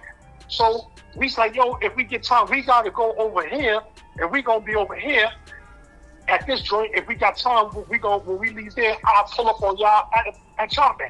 So I think it was El Muhammad or Ill Will. One of them dudes pulled me to the side. I was like, yo, nah, that address, that place that they told you where they gonna be at, that's where we going. That's our after party. And they talking about inviting y'all to the VIP. That's our VIP. That's us. He was like, whichever one that was, Ill Will or El Muhammad, one was like, yo, them gay niggas ain't getting in our after party. That's an exclusive after hour event. They not getting in that. I was like, I don't know, homie. They said they was, you know, they gonna be there, you know. So they was inviting us there. They was inviting us to our own after party, man. That's some funny shit. They're inviting us to our after party and inviting us to our own VIP section. They was like, yeah, we took over the VIP. We gonna have mad bottles. So the upper management of Reprise Records was like, man, them niggas ain't getting there. They ain't gonna be there. I'm like, all right, cool. So we all go back to our respective V's, go back to Club Doubletree Hotel, change up, get ready to go to the after party. Mind you, them upper echelon dudes, El Muhammad or Ill Will, whichever one of them dudes it was, all them niggas ain't getting in. Them street wild dudes, they not getting in. They not gonna be in our spot. When we got there, everybody was in there. It was one of the biggest joints. Q-Tip had that video, vibrant thing out, the vibrant thing, whatever. So all of the models and the dancers and all of them girls from that vibrant thing video was at the after parties in the VIP section. Bad Boy Entertainment representatives was there. I'm not sure if Puff and them was actually in there that night, but it was a big event. But Bad Boy was in there, so could have been there. Jermaine Dupri was in there. The Brat was in there. I saw all of them. You know what I mean? And they was all in the VIP section. So now we get in there, you know, we coming through like stars, you know, like you see in the paid in full video when Mitch and all them and Ace and all them went up in the club. And Cam and all them, you know, bottles and DJ shouting it out and all that. So boom, we feeling like we them dudes because this is, you know, our after party where we were supposed to be performing at. We go up the stairs, you know, rope. You know what I mean? We gotta go upstairs. The big pearly bounces, all that at the gates and all that, checking us as we go through. We go through the fucking VIP ropes on it, and it's a big open floor, right? The top floor, big open VIP. Soon as I didn't make 10 steps into the joint. I turned around, you know, Mecca right there. I always got my eyes on my team. So Mecca's right there, A-Bor's right there, we all together. We mobbing through. Soon as we come through, what the fuck do you think the first thing we heard was? What? The first thing we heard was, hey man, what the fuck took y'all niggas so long, man? Hey man, it was nuts in the Grape Street Crips and Bloods in the VIP section, son. They was deeper than the motherfucker. They had the whole shit on lock. At the tables would look like our bottles, bro. Those was our bottles. They were supposed to be for us. Our record label, Warner Brothers, Reprise, paid for all that shit. That was our VIP. These niggas up in our VIP, living the life. So now, they got life-size posters of A-Bor and Swarm 2000 all over the VIPs. So now, unbeknownst to us, Nutso and them got there first, and they saw A-Bor picture. It was like, wait a minute, hey, that's them New York niggas we was just rapping with in the parking lot at the Saucer Wars. This is what Nuts told me when he saw us. He was like, oh shit, them niggas is really rappers. This nigga A-Bor got a record deal. Wait, man. So it was all sorts of OG dudes, pimps, I guess, and OG gangsters that still had jerry curls, man. This is 1999. Dudes still had jerry curls. And, yo, it was about at least 13 OG dudes dressed like the uncle from Power. What's his name? Franklin's uncle, the tough guy, the crazy dude. You know, Franklin's uncle from Power, the one that had the jerry curl. Jerome. Yeah. Jerome. Yo, son. You talking about from Snowfall? I mean, not Power. Snowfall. Yeah. So, from Snowfall, what's his name? Jerome, right? Yeah, Jerome. Yeah, gangster ass Jerome. So, shit, it could have been him in that motherfucker. The way that dude was looking, they was looking just like that. Diesel, stocky like that, and they had on those. A lot of them had on button down. We call them in New York. We call them lumberjack shirts. We call them lumberjack shirts back in the days. What they call them now? What they call them now? Those, you know, those plaid like square box shirts. I call them shits lumberjacks. Okay, plaid, I guess. Yeah, the plaid joints, right? So it's about 18 dudes there with jerry curls and then plaid shirts on with the top buttoned and the rest of the shirt open with little skinny, all sorts of jewelry and diamonds on and jeans and gaiters. That was the wildest shit to me. How do you put, right? So, but hey, that's the West Coast. That's their culture. That was probably their version of dressing up. Fly. They had jeans with wing toe and the round and the pointy toe gaiters on and jewelry, a lot of it, a lot of little chains and bracelets and rings and shit, like the way the dude from Snowfall was dressing.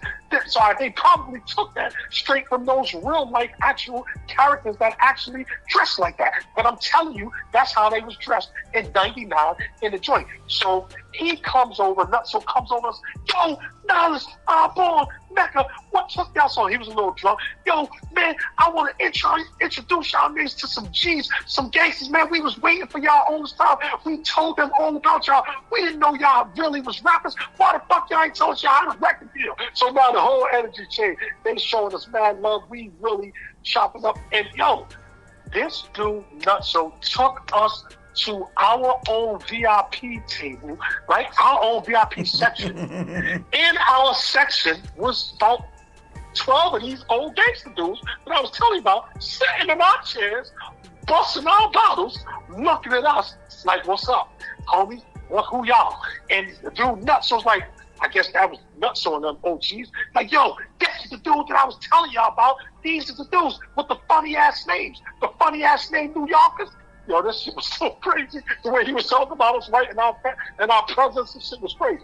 The funny ass New Yorkers, Black Knowledge and A-Bor and Mecca, Villanova, that's them. That poster, that's him right there. So then they just opened up. They started showing us mad love. Introduced us to mad OG dudes, right? So now we really feel like we them dudes now, lad, because we wasn't deep. It was just our entourage of rappers and, you know, that was on the Reprise roster. But now we got the whole Watts Projects portion of the West Coast backing us and behind us. So we felt untouchable. So now we running around the party, we doing our thing, we living up, drinking. It was beautiful, right? But them dudes, man, shout out to them homies from Watts Projects, bro. They was like, to me, they mimicked wild Brooklyn dudes from the 80s. In parties, you know how the party be. A little too much alcohol. It starts off nice. As it goes on, it gets crazy. Sure enough. I told you, I never knew whose son was. He was just a real dude, somebody that struck me as a real dude that was expressing himself to us when we met him. And he said, hey, man, we trying to get on into this rap shit too. Y'all trying to get on so we could be y'all LA Connect. We come to New York. Y'all could be our New York Connects. He was trying to put he was like, forget all that East Coast, West Coast. Before, that ain't got nothing to do with them and us. Now, he was all about formulating something. So that's the brother that I'm talking about that was super, super duper solid and super official. So now let me get to the part where he really, really showed how super, super solid and how official he was and how real he was with respect to us. So now the night goes on. Everybody's having fun, drinking, whatever, but you know how men get. Alcohol in them, tipsy women, testosterone coming out, couple bumps in here and there, you know, couple fights breaking out. So after a while, the fights and started getting crazy. But before the fights and stuff got crazy, I'll never forget. It was an entourage of them. I told you, there was about probably 100 people, whatever, with them, you know, with their outfits on, with the Watch Street Crips and Watch Projects Crips and Bloods, whatever. They had everybody in there under pressure. Facts, because they was deep and they was wild and they turf and they was letting it be known that this was their stomping grounds and they was doing what dudes do when they on their turf and their own stomping grounds. They was being themselves, you know, aggressive. But so I seen a couple dudes had Jermaine Dupri and them off in the corner, like circled and like they was kind of like pressing them, like probably on some music shit. You know what I mean? He had his big bouncers. They had, they was pressing dudes. So I felt like their approach to getting in the industry wasn't gonna get them in because they was too aggressive and they was probably frightening to, dudes that wasn't used to aggressive men approaching them like that. So their approach was kind of wrong, right? No respect to Nutso and all of y'all, how y'all was doing it. Just for me, observing it, like, that aggression was probably too much for industry people. They're not street people. We in the streets, they industry. So mixing the two sometimes doesn't mesh. But anyway, the dude Nutso was so tipsy, right? So he snatched the mic from whoever had the mic, right? I'm telling you, now it's getting crazy. They doing what they want now. They deep, they violating. Somebody was on the mic doing whatever. He took the dude's Nutso, took the mic and was like, hey, man. So he said whatever he said with the throw it up and all that, and got on the gang members' attention and started throwing it up, and whatever the fuck they was doing, it was listening to what he had to say. We all listen. Music stops and all that. He said, hey, he was drunk. I'll never forget this. And if he remembers and he hears this story, he's going to confirm it. He said, hey, man, I'm going to say this, man. This is exactly how he was saying it. I'm mimicking him, not trying to be funny or disrespectful, but just trying to give you a audio of what I heard from him. He was like, hey, man, turn that motherfucking music off, man. Hey, man, let me tell y'all motherfuckers this, man. We gonna say this, man. I want y'all to hear this, man. We gonna say, fuck Jermaine Dupri and so death. It was crazy because everybody was standing right there. And Jermaine Dupri, they was standing right there with their mouth open and everything. This is all facts. These are all facts. He said, we gonna say, fuck Jermaine Dupri and so death. We gonna say, fuck Puff Daddy and Bad Boy. We're rolling with, then he was looking around, he spotted us, pointing us out. We're rolling with Black Knowledge, A-Bor, and Mecca Villa. We rolling with Reprise Records, whatever, and throw it out. And Bedlam was the best way that I could describe it. Broke out after that. I don't know what transpired for him to say, I guess maybe those, when they was pressing them dudes, social death teams and bad boy teams, they wasn't getting the responses that they liked. So he shut the music off, stopped the party, grabbed the mic, and said, we gonna say, fuck Jermaine Dupri and so death, fuck Puff Daddy and Bad Boy.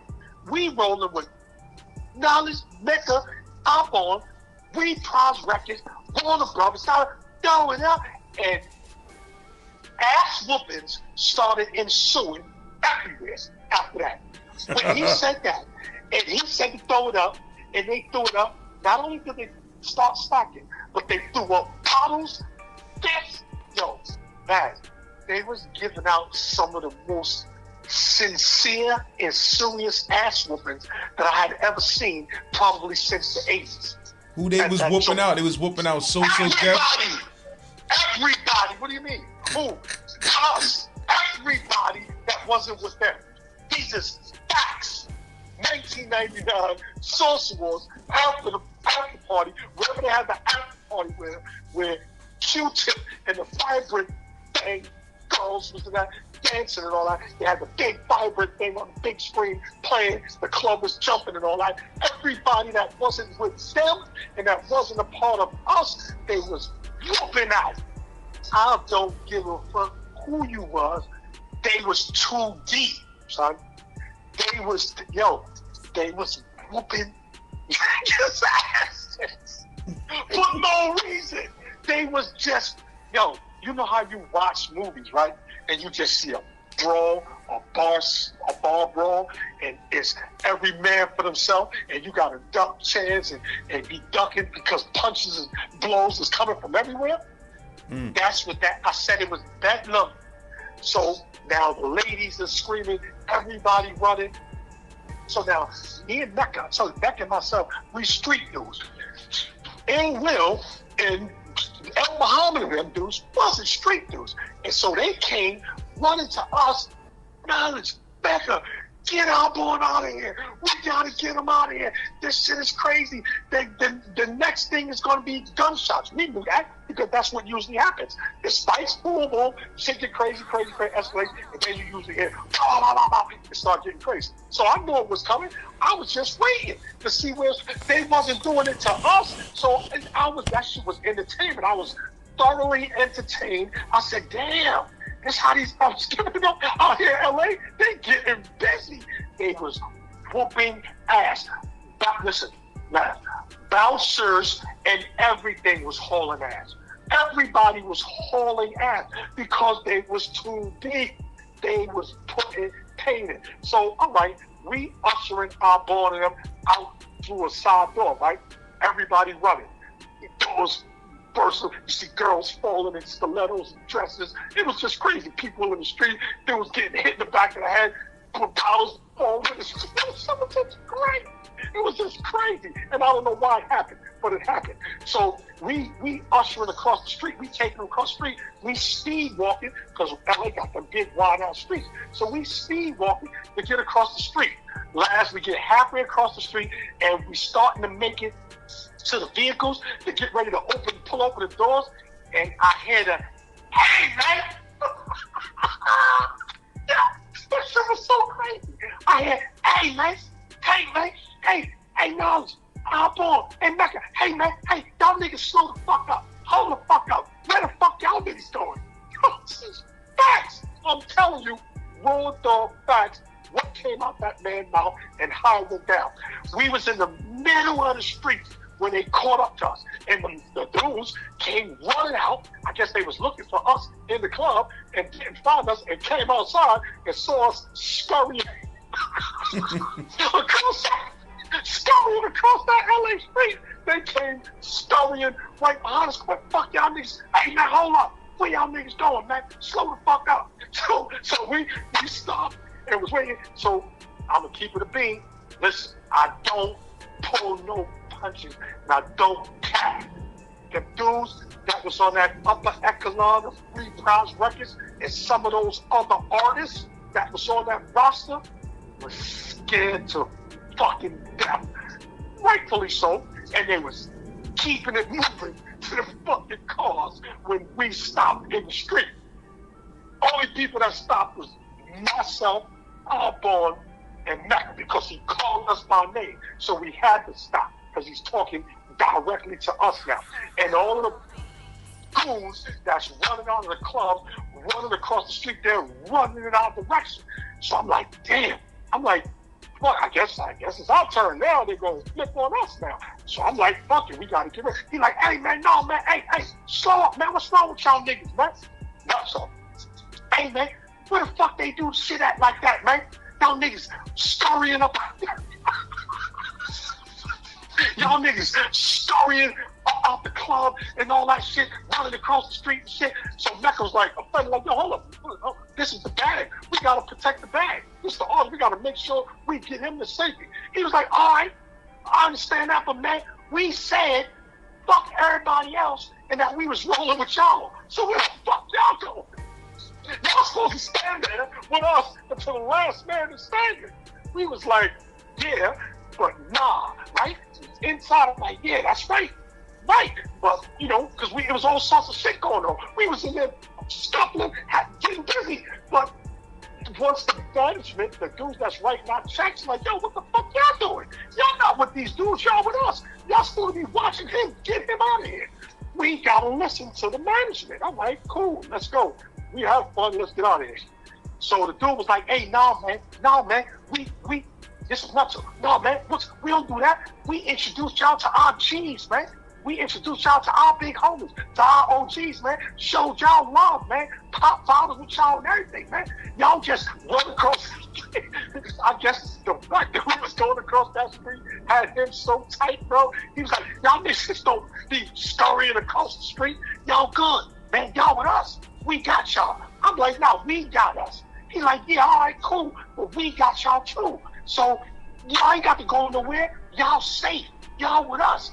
Yo, how y'all just gonna run off and don't give us no telephone numbers or nothing? I thought y'all said when we come to New York, y'all gonna show us the same type of love and shit that we showed y'all here. How we gonna do that if we ain't got no numbers and shit y'all niggas hard at? yo, son, this was the realest shit. I loved this dude. So I'm laughing and shit because he was still a little drunk, but I'm like, yeah, you're right. So I mean, come on. So we go across the street to our vehicles and they pulled out their phones and we exchanged numbers. Me and just Mecca and myself, nobody else. I gave Nutso my number and the main dude that was with Nutso, and Mecca gave Nutso his number and the main dude. And because they knew that we was the security and the managers, the road managers, and the direct contact to A-Bor. So I guess they figured, all right, we can't get the direct artist with the rap deal number, but we gonna get his right hand man's number. So they're in connection with him. So if we get in connection with them, they'll connect us with him, and we all could connect and do whatever. That was their mindset. I get it, right? I got it. All right, cool. I respect it. Love, no problem. We exchanged numbers. They made sure we got to our cars. Now they escorting us to the cars. Yo, tell all the homies, no, they good. If y'all see them anywhere in LA, make sure they good. This is all facts, homie. A-Bor, Mecca, anybody that was there are verified. These is all facts, homie. That homie Nutso told everybody that was out there in LA we was off limits and we was Gucci and escorted us to our vehicles and watched us roll off. So now we back in the hotel, motherfuckers is sweating, I'm all excited, hyped, yo, that shit was crazy, and you know, them dudes like, yo, no, you can't be putting yourselves in type of situation, it's the bags, you gotta be safe, make sure you can get killed out here. What happens if it would have went left? And yeah, I held up, dude. We ain't trying to heal that. We still riding high off the energy that we got crazy love from street dudes, cause real gonna recognize real no matter where it's at, man. You feel me? No matter where it's at, a real man is gonna recognize another real man and gonna give him his just deserves if he's so deserving of that, right? I firmly believe that, which is why I said I don't care where I'm at on the planet, I'm never gonna be afraid of my people because I'm a real man, you know what I mean? So they gonna sense that from me and they gonna gravitate towards that and they gonna show love to that and I'm gonna reciprocate that. I'm gonna seek it out and I'm gonna show love back. So long story short, we get into the big argument with the upper management's hotel. Mecca and I, we dump them. We go do our thing, go out, smoke, whatever. We relive in the high or whatever off of that, right? So long story short, we go from LA. I think we had to go to San Fran. That was like a 6-hour drive. We had some shows in San Fran. We did that. We had to come back, and then we had to fly out. We was flying out to Miami, someplace else before we ended up going back, right? So Mecca had just came home. He was only home 5 days, right? Mecca had came to LA of his own accord, meaning he paid for his own flight and he paid for his own hotel because A-Bor invited him, but all of the tickets and the money and everything was already allotted to the group. So Mecca said, fuck it, I'm gonna get out there on my own. I got my own bag, don't worry about it. I'm gonna get out there, just make sure when I get out there, I'm good, which is what he did. when he got out there, we was all in the same hotel together. You know what I mean? We all had our little suites and all that. Mecca and I, we shared the room. And Mecca and I, we used to get up early, work out, and go bang on everybody else's door and fuck with everybody else, making sure everybody else was safe. That was our job. For the whole Reprise Records roster, all of them dudes that was there, nobody ever came across dudes like Mecca and myself, the way we was putting it down on the militancy and how we was giving it up at that shows and how we was presenting it, showing dudes how they supposed to move, how they supposed to walk, how they supposed to secure everything. We did that for Reprise Records, for Swarm 2000, for my brother A-Bor, for his record deal back then. These is all facts, verifiable facts. So now we leaving, right? To go, I guess, I don't know if we going to Miami or whatever. Mecca flight wasn't scheduled until a Tuesday. We was leaving, I believe, either that Sunday night or that Monday early in the morning, right? The hotel was booked up until the time that we was leaving to go catch the flights. So now, when we all leaving, Mecca was supposed to have to leave too, but I'm like, hold up, how he's supposed to leave? His plane doesn't leave until a day or two after we leave. So we can't leave without him. Y'all gotta change his flights or whatever y'all do in upper management. Y'all gotta make sure that he leaves with us because I'm not going nowhere without him. What the fuck is y'all niggas crazy? I'm not going nowhere without my bro. I'm not leaving him out here in California. So I got into a big, crazy argument with the management dudes, and A-Bor had to, you know what I mean, restrain me, and Mecca restrain me from going upside a couple of them dudes' heads. And these is all facts. I was going upside dudes' heads for trying to leave my brother behind because we was all together. Hold on. He was with us at every show, putting his life on the line and all that. If it got crazy, you mean tell me y'all can't even at least extend his hotel stay until he leave to catch his flight? So this is what I'm saying, last.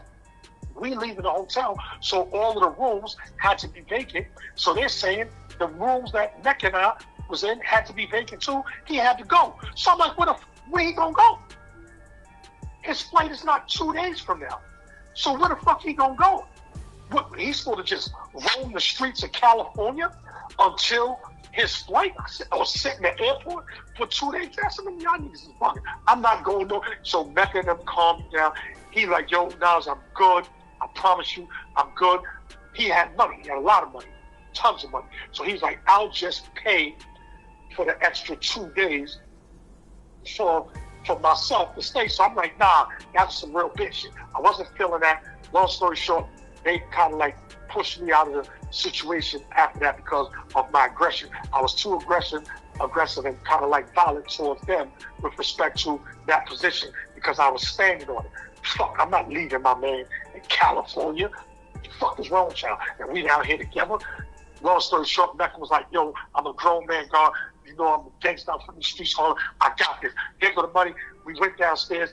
Mecca paid for the extra 2 days, whatever they allowed him to do that. So he was good. So I'm like, yo, bro, call me every day, bro. I'm going to call you every day until your flight. Just, you know what I mean? Just stay in the hotel. Take it easy. Don't go nowhere. Just be easy. Don't, you know what I mean? Because I just felt crazy. Like, you know what I mean? But I had to go to the next tour day, wherever the fuck we was going. But I'm like, damn, bro, this shit is crazy. So after that, I'm like, yeah, I'm not fucking Chinese. I let y'all, you know, really violate y'all some street shit after this. But anyway, Mecca was like, nah, bro, I'm cool. Yeah, hey. So we left. Here's the fly shit and how real Nutso and the West Coast box project news was, homies. Real shit. I'm in New York. The next day, I mean, not New York, I'm in Miami or wherever we are. The next day I called my brother, like, oh, I'm gonna check on him. I'm like, yo, Mecca, yo, what's up, bro? Everything cool? You still in the hotel? You know, everything all right? Because me and Mecca, and now we was the only ones that had cell phones. Mecca and myself, I believe, we had cell phones. So I called him on the cell phone. He's like, yes, mother, I'm cool. He said, but you'll never guess where I'm at. I'm like, what you mean? Well, you're in the hotel, right? He said, nah, man, I picked left that motherfucking hotel. As soon as y'all left, I left. I said, as soon as we left, you left. I said, where you at? He said, I'm in Watts Projects. I said, Watts Projects? I said, how the fuck did you get the Watts Projects, homie? What you doing Watts Projects? Who you with? I'm nervous now. I'm like, yo, you bugging. I need to come back. What's up? You good? I thought they done kidnapped. He like, nah, homie. I called the homie Nutso and told him what happened. And he was so mad and called Reprise Records upper management and all of so much derogatory names. He came and got me and said, fuck that, homie. I told you, while y'all out here, y'all good. You ain't staying in no motherfucking hotel, and them other punk ass motherfuckers left you there, and that management shit on that punk shit. I know Nas and A-Bor had to do, the music shit, but the other dudes, they could have made sure you was good. We got you. Last, don't you know the niggas went up there in the entourage to Club Doubletree, picked my man Mecca up, and Mecca had braids. You know what I mean? Going to the back, little fly guy Mecca, it's my little brother. He had the long braids going to the back and all that. He told me, yo, bro, right now, I'm in his mama's kitchen eating some fried chicken and getting my hair braided. I said, what? And the nut in the back went, hey, man, man, don't worry about him, man. I did not tell you y'all niggas was good, man. This is how we do it out here, man. Y'all better show us the same type of love when we come to New York, man. I told you, this is how we do it, man. Don't worry about him, man. He good. We gonna make sure he good until his flight. He gonna be with us every night. He's staying at my mama crib out here in West Side. We gonna take him, introduce him to the peoples, and we take him to the airport on the day of his flight. Don't worry about him. He's good. Yo, how real is that, lads? Realest shit I ever heard.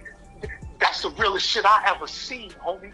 The realest shit that I ever been a part of. And I said, damn, would we have reciprocated like that on the East Coast? Like, me and my niggas, I believe we would have.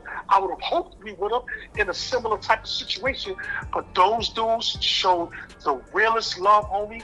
And I never got a chance to say thank you to that homie Nutso and his team of dudes for making sure that my bro Mecca was good, take care, and they got him some ass. He got his hair braided, he ate home cooked food, and they got him some pussy.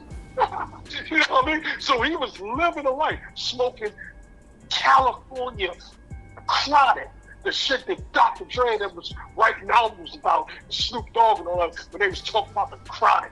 My man out there smoking the car. We didn't have FaceTime and all that, so I couldn't see him, but he was just telling me.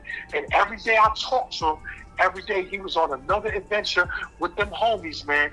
He took care of my brother, man.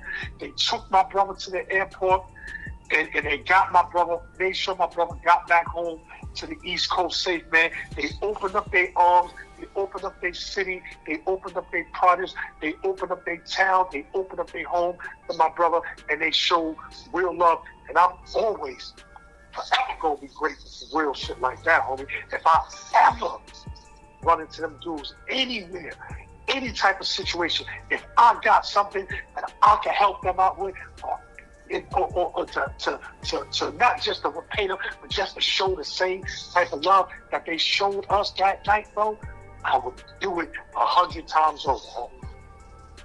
100 times over, man. I had to get that out and tell that story about them West Coast dudes, man.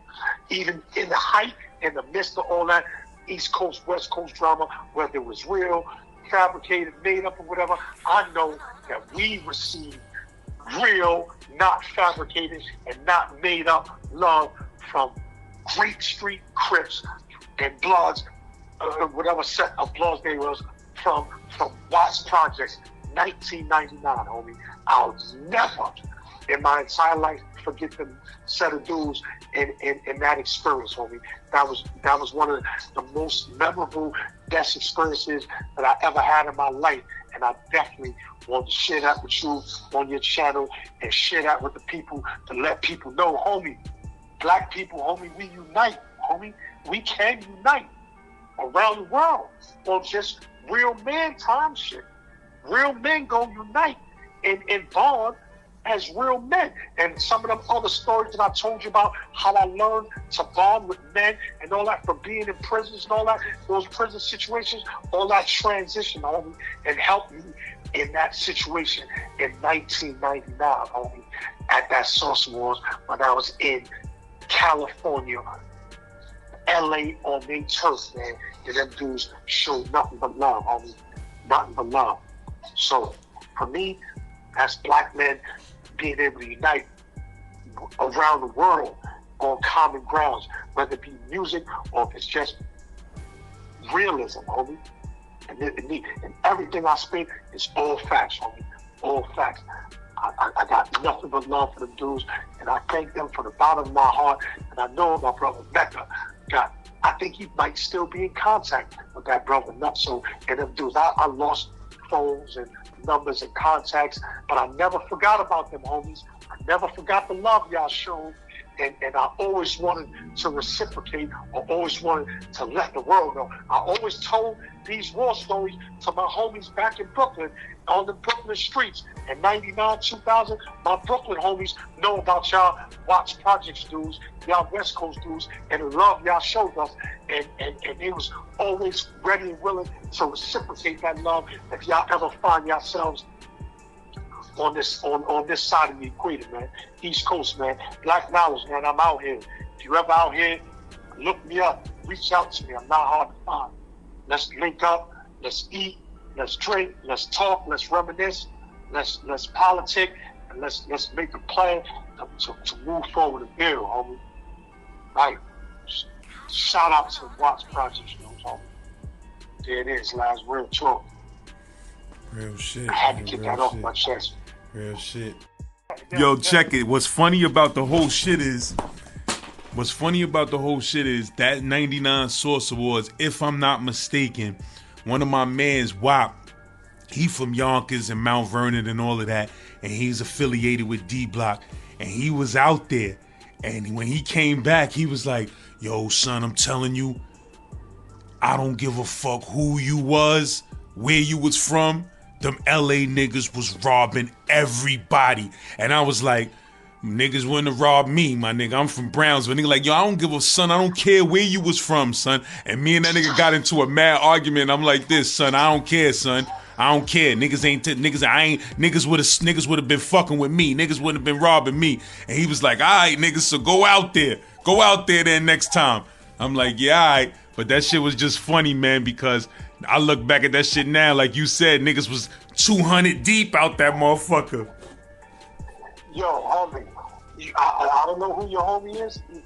Maybe we ran across him that night or whatever. If he heard his story, he'll probably be able to verify the things that I'm talking about, and I can definitely first-hand knowledge verify the fact of what he told you about how they was robbing. First of all, homie, I told you in the story what they rap lines was about. Mm-hmm. They rap lines was about anything coming off that airport was theirs. They was going crazy that whole time I was in LA. I told you the upper management was telling me, yo, stop taking the Navigator out in the streets of LA late at night because I don't want you to get jacked or robbed. I was like, jacked or robbed? Wait, dude, I'm from the streets. Ain't nobody jacking or robbing me. If anything, I'm gonna run them over with the whole truck. I got a whole Navigator. Ain't nobody just taking me out this big shit and robbing me. But facts was, dudes was out there robbing dudes. Like he said, didn't make a difference who you was. You was on, if you wasn't from Cali, you was on somebody else's turf. They had all the hammers and everything. And and it was so, one of the things I forgot to point out to you, lad, it was so significant and poignant to me because, I'm a Brooklyn dude. I represent Brooklyn heavy. And I represent Brooklyn. I love Biggie, how he represented Brooklyn. And, A-Bor, being out there, in California while he had his deal, he actually it was Mecca, I'll never forget, it was Mecca, it was A-Bor and myself, and I was driving, and A-Bor took us, directed me to the exact spot where that situation transpired with Big, man, where Big got hit and touched it, and where Big was laid out at and all that. We was right there. I saw that with my own eyes, and I put my feet on that same whole area, and that was significant to me, homie. That was significant to me because I felt like Brooklyn took a heavy loss that day. New York took a heavy loss that day, specifically Brooklyn, and I felt like whatever. And I just felt like, I just needed to in some way, shape, form, to connect with that and to send my energy to big, like we out here, homie. Brooklyn, we out here, and we gonna hold it down. You know what I mean? The same way y'all was out here holding it down and working, we out here, homie. They know about Brooklyn. We out here. They might not know us crazy everywhere, but them dudes from that part of Watts dudes, they respected us. They know us. We out here, homie. We out here. We gonna plant some seeds and make some connections and do it the right way. That was so significant for me, homie, to be able to walk across that area where that situation happened to be, and see that and touch that with my own hands and with my own eyes, bro. That was major for me. After coming home, doing all them years up top, bro. Remember, this is fresh off the come home for me. After all them years of being cooped up in the cell, in cages, and visualizing and dreaming about all this shit, homie. I finally got to make it tangible and touch some of that dream. And that's why the power of the mind is everything. If you can envision it, homie, and if you can believe in it, you can achieve it. Those is facts. I know that to be a true and living fact, homie. But your homie was right. They was wrong in it. They was wrong in everything. I'm sure glad they didn't rob us. Shit, you get it us. They was on timing, homie. They was on timing, man. They was on timing. They did their thing. They represented, and I loved it, man. I just loved to see it, man. Just the whole vibe and energy of it all, man. For us, it was all love. Maybe not so much for other people, but for us, that left an indelible impression in my mind. That's gonna stay there, and that's the story that I tell my kids. I tell my son. I've told my son that story on numerous occasions. I tell it to my lady. I tell my peoples all the time. If I do real shit, they want to hear some real shit, some real life nigga stories about some solid shit at the time when it was up. I always tell them about that LA story when we was on the West Coast in 1999 at that Salsa Wars, man. That was epic. That was epic for me, homie. That was epic. That was real major. Yeah. Major. Shout out to all the dudes who made that a notable experience. And shout out to all those lefts and rights. For whatever reason y'all dudes was throwing out there. The shit was official. And they was landing. And we was getting the fuck up out of Dodge. I mean, not to laugh and stuff like that, right? But I can't help it. When I think of some of the crazy shit that I seen and was a part of, you can't do nothing but laugh, bro. It was major, homie. But I hope you enjoyed the story, man. I know I burnt your ear up a lot, homie. I hope I didn't take up too much of your time, but that was burning in me since 99, man. I thank you and appreciate you for allowing me to get that shit off my chest on your platform, homie. I love you for that. And I appreciate you for that, man. And keep doing your thing. And behind the scenes, we gonna do what we do. We got major things coming, man. So let's continue to work, man, and stay positive and keep doing the things we do. Yeah? Appreciate you, bro. You said when Black Knowledge came to Coxsackie, everything changed up? Yeah, so when Black Knowledge was something, when the God came to Coxsackie, everything changed. Like, he changed the dynamics of how we did. You know what I mean? Like, that was a big pro. So we was doing our rhyming thing. We was working out heavy on the bar, building with the guards. But like Knowledge was like, nah, we can do all that fun stuff. But like we still locked up. Like get a pop off in here. And if it pop off, like y'all got to be ready. You know what I'm saying? So he just brought like a guerrilla warfare tactical type, regiment with him, to us, I remember one day we was in the yard and shit, and I went to go get some water from like the fountain yard, And God, when I did it, he was like, yo, Lord, like, what the fuck you doing? I'm like, what you talking about? I said, you can't drink water like that. And I'm sitting there looking at him like, yo, what are you talking about? Like, how do you drink water? Like, you know what I'm saying? And he went through this whole thing of like, if you went to go drink water, you had beef with somebody, you went to drink water, how you got to pop up and then drop down and then take a slide step back. So if somebody came behind you to bust you open with a razor, they couldn't catch you. So the way that God did it was just so swift. Like you drank the water, come up, drop down and move out. You know what I'm saying? I remember walking the yard with him. It's like you couldn't walk around Knowledge with a hoodie on and the shit had laces hanging out. Like, oh God, you can't walk, man. You gotta tuck the laces inside, because what if somebody run down on you? They're gonna grab the strings and they're gonna go across your head.